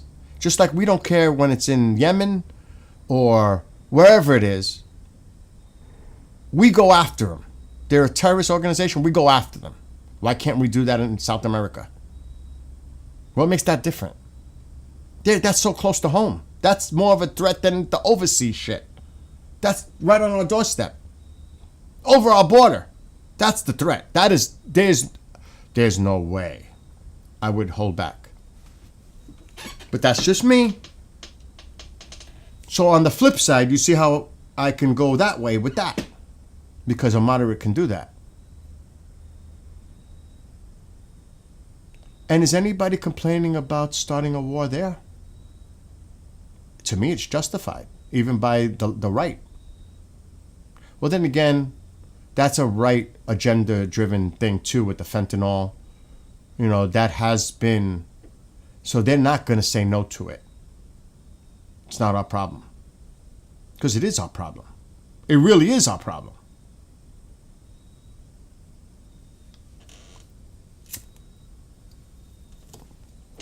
You gotta hit them where it hurts. The thing about the drug cartels in Mexico, that would be almost, in some instances, like a scenario where they're gonna have to go into towns and take out these cartels because they're in with the civilians. They're in communities. You're gonna have to go in. You're gonna have to put boots on the ground to take them out because otherwise you could just hit the areas and take out civilians. I gotta put it as plain simple as it is. They're not stupid. But you got to remember, where is the product coming from? Colombia? Venezuela? Where is the product coming from? Put it this way. You know what I would attack right now? This might sound crazy. I would take out the Venezuelan ports. Sea. A lot of his shit is coming through ships. I would take their fucking port out right away. Fuck these small boats. I get it. I would take out their ports. Because that's where it's coming in through ships. Maybe it's coming in through via aircraft. But you got to remember, a lot of it, the product is grown right there. You know what's becoming a big thing all of a sudden? Cocaine again. Take it out. Burn it. Take it out. Take out their money. Hit them where it hurts. Take out their money. Without the money, they're done. Because it's all about money. Everything's always about money. Take them out. Take out their infrastructure. Take out whatever use of transportation they use to do this. The little boats I get. But there's also what goes all the way up to our border. There's a train. You've heard about the train. Take the train out. So what? Too bad. You don't like it? Too bad. This is what you've done. Look, all these other South American countries that stand by and allow this shit to come up to the border, they are accessories to the crime because they're allowing it. So they have no excuse if we hit Mexico or anywhere else. No. You knew this was going on. We told you to try to slow this down and stop it. But you allowed it. So you know what? We're not giving a shit no more. We're going to take care of it. We don't give a shit what you have to say about it. You did nothing. We're going to do something. They are accessories. Yes, they are.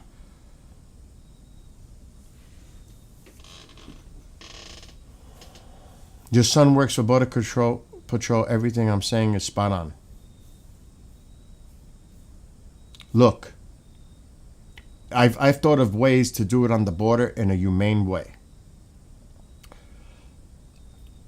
And again, you're trying to think of how do you slow down the illegals coming to the border walls, the fences, whatever. Why can't we use like some type of, you know how you have crop dusters? Why can't you use a humane gas to knock them out? Mexico, you've got a problem on your territory. Oh, we have all these illegals trying to get into our country. If you're not going to take care of it, we will. Simple as that. Simple as that. It's on their territory. You're supposed to handle this. You're not doing anything to stop this? And you try to do it in a humane way. I'm just using that as an example. Their government is corrupted by the cartels. They're being paid money. They're scared to death of the cartels. So they're puppets. It's like if you look at Lebanon. Let's just take Lebanon. I hate to use this as an analogy. You have the government of Lebanon. But who really controls Lebanon? Hezbollah. They call the shots. They're just a puppet government. They're powerless. They're puppets of the real people in control. Hezbollah. So who do you think controls what's going on in these countries? The cartels.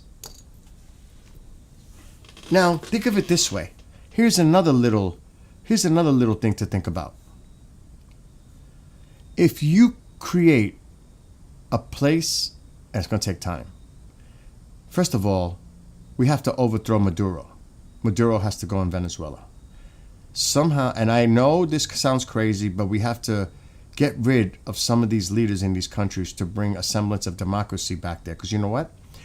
If you bring back an infrastructure, because remember, Venezuela has oil, they have resources, they got. And let the people live lives that are productive. Guess what that does? That creates an atmosphere where less people want to come to the United States to cross the border because they have a pretty good life right where the fuck they are. That's another domino effect of it all. By taking all this poison out and creating stability, it also could create a stable government there where now the people can have freedom and can live lives in a productive way, and just like anywhere else, work for it, get there, do it. And now they'll say, well, we don't have to go to the United States. We can stay right here.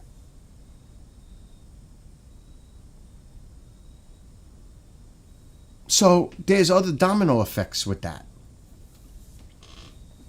But, despite what people might think of Trump or not think of Trump, whatever, I think this is a great decision to do.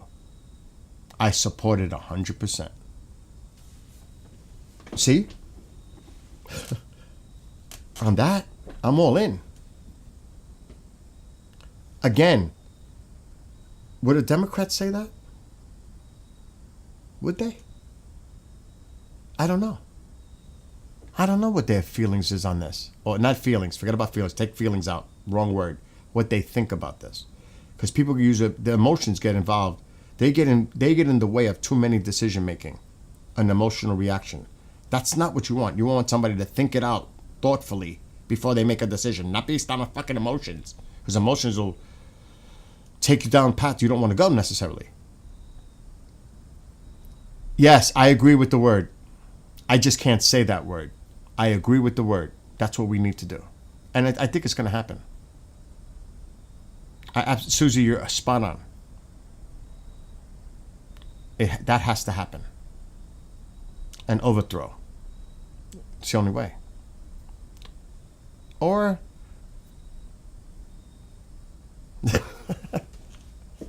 oh my God, it's 3 o'clock? How long have I been streaming? Too long, right? I'm ranting too much. Usually when I rant too much, I've streamed too much. 3 hours and 38 minutes. Oh my gosh. That's crazy. But you understand. There's so many issues that are going on globally. So many things. Here at home, of course, too. And that's, that's... You try to think about it all, but then it just gives you a freaking headache. It's just like one big giant headache. It's like, oh my God. It just like makes you, for me, it's like, oh my God. I don't want to even think about it anymore. But we have to think about it. Because, I think it's important. I don't know what all of you in chat think. I don't know how many of you are still in there. It is overwhelming. That's a good word. That's a great word. Overwhelming. It's overwhelming. And that's why it's good to find something to do productive, listen to music, do whatever you do, just to take your mind off of everything. You know, just to cause that distraction, even if it's just for a few moments. Just to get your mind off of stuff. Because it can be very unhealthy if you obsess. And there are a lot of people out there. I gotta fix my camera. It looks all messed up. That obsess over this 24/7. They do. They're obsessed with it. All right, something's up with the camera. I don't think I did anything else. I don't understand why it's doing that.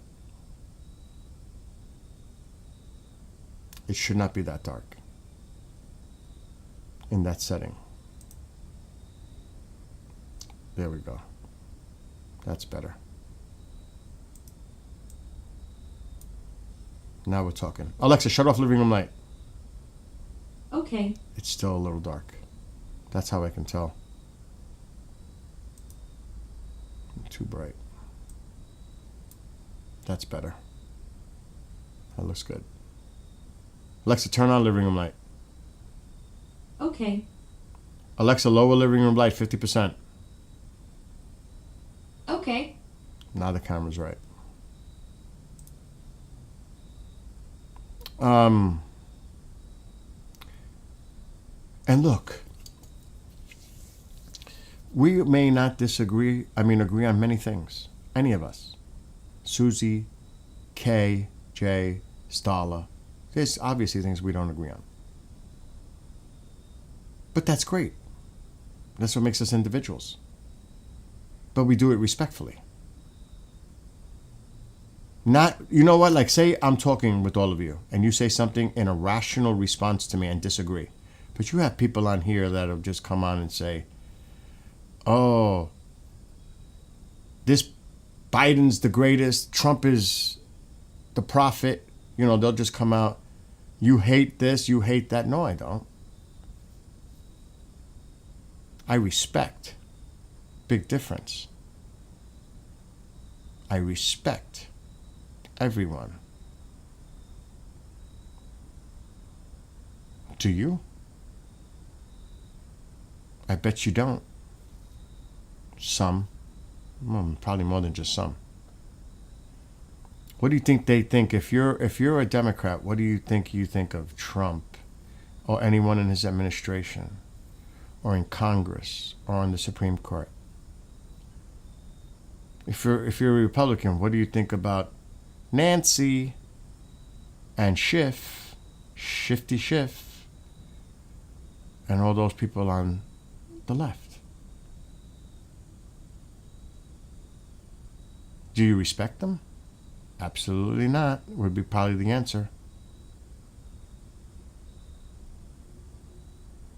Do you dislike them or do you hate them?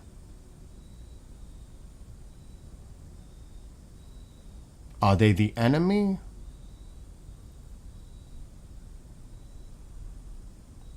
Do you know what I mean?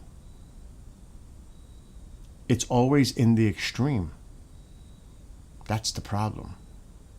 It's extreme. Either side. And it's not helpful.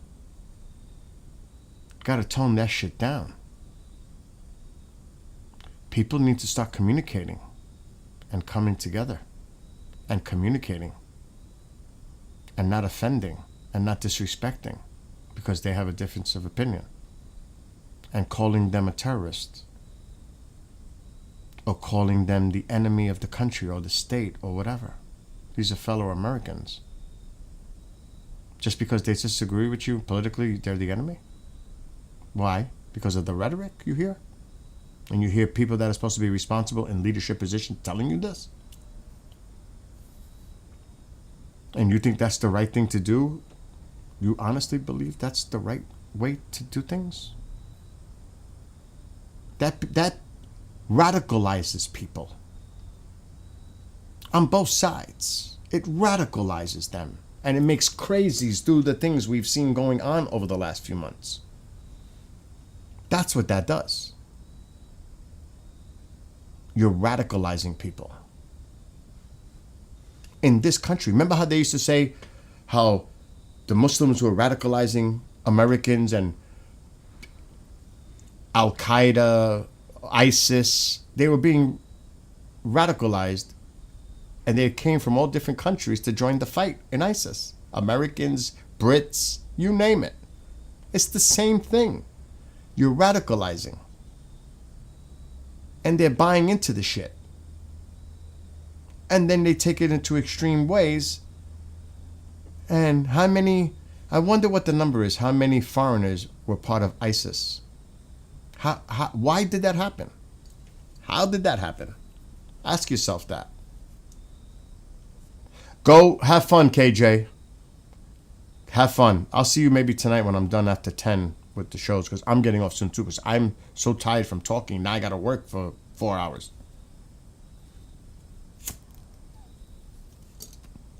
But think about that. There are people that sit all day long listening to this nonsense all day long, watching podcasts, whether it's right or left, all day long. That's all they do. They have their TVs on Fox or CNN all day long. MSNBC, Newsmax, OAN, you name it. That's all they do. It's on the background all day long.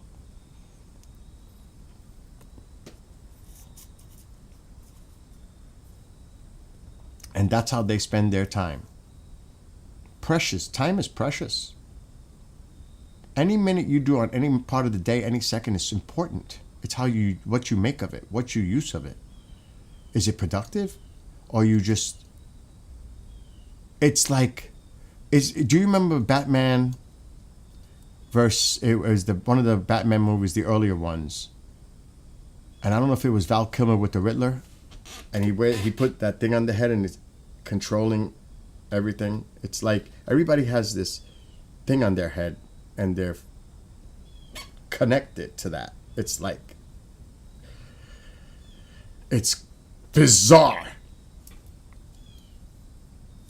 People need to step back. Just step back for a minute and just really, really look what's going on around you.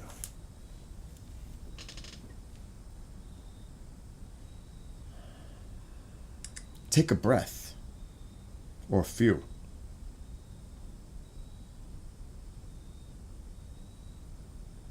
That would be constructive advice. What? And I don't trust social media posts necessarily, because people put whatever their belief system is in there, opinion stuff. You know what I mean? You gotta be careful with that. Because it's definitely coming from a certain point of view. There's nothing wrong with that. But you have to be objective. That's like, it's like this. If you watch a conservative show or a liberal show, do they ever put in input of the other side's opinion on the same thing? What their point is?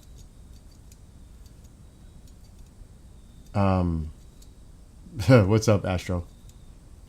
Or is it so one-sided? And then do they ask the tough questions? Well, what about this point? Do they ask that? No. Or are they just going rah-rah along with it? And almost like encouraging it. You know what I mean? So, yes, only to do pointing fingers, yes. Attack mode. Yes, definite. It's always in the attack mode in reference. Not putting their perspective and opinions out there on an equal footing. No, it's to point the fingers. You're right about that. Playing the blame game. Absolutely. It's always the pointing fingers. So, accountability, responsibility, respect, communication. There's so many different things missing from that. Because when it comes down to it, everyone is responsible. Every one of them. Every one of them. They have to think about their constituents, not about their own political asses and careers. They have to think about the people. Really, really make the decisions based on people, even if it's a decision against your party. But what happens if they do that? It's political suicide. Oh my God, it's political bye-bye. I shouldn't have said that word, TikTok. I apologize, TikTok. It was in a political context. But you know what I mean. They're done.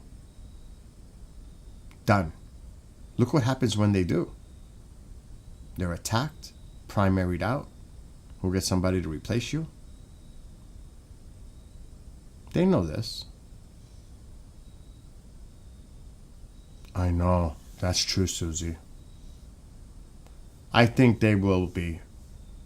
They'll find a way for that because it's something the administration supports.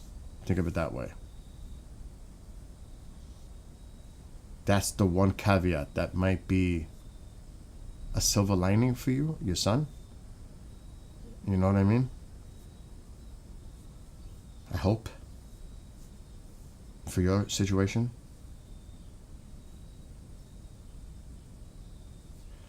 Use the yes and strategy when talking with a potential adversary regarding politics. So yes, I hope so, Susie, for your family. And, you know, we got into this. Somebody brought this up and got me started. I don't know who it was. So I'll just blame that person for starting this whole thing. But I need to get off. First of all, I haven't had anything to eat since I woke up at 9 o'clock this morning. Oh no, I had 2 of those donut holes, which isn't healthy or filling either way. I want to put the Christmas lights on that shrub. It was both of you, yeah. It was Susie and Starla, but it was all good. It was all good though.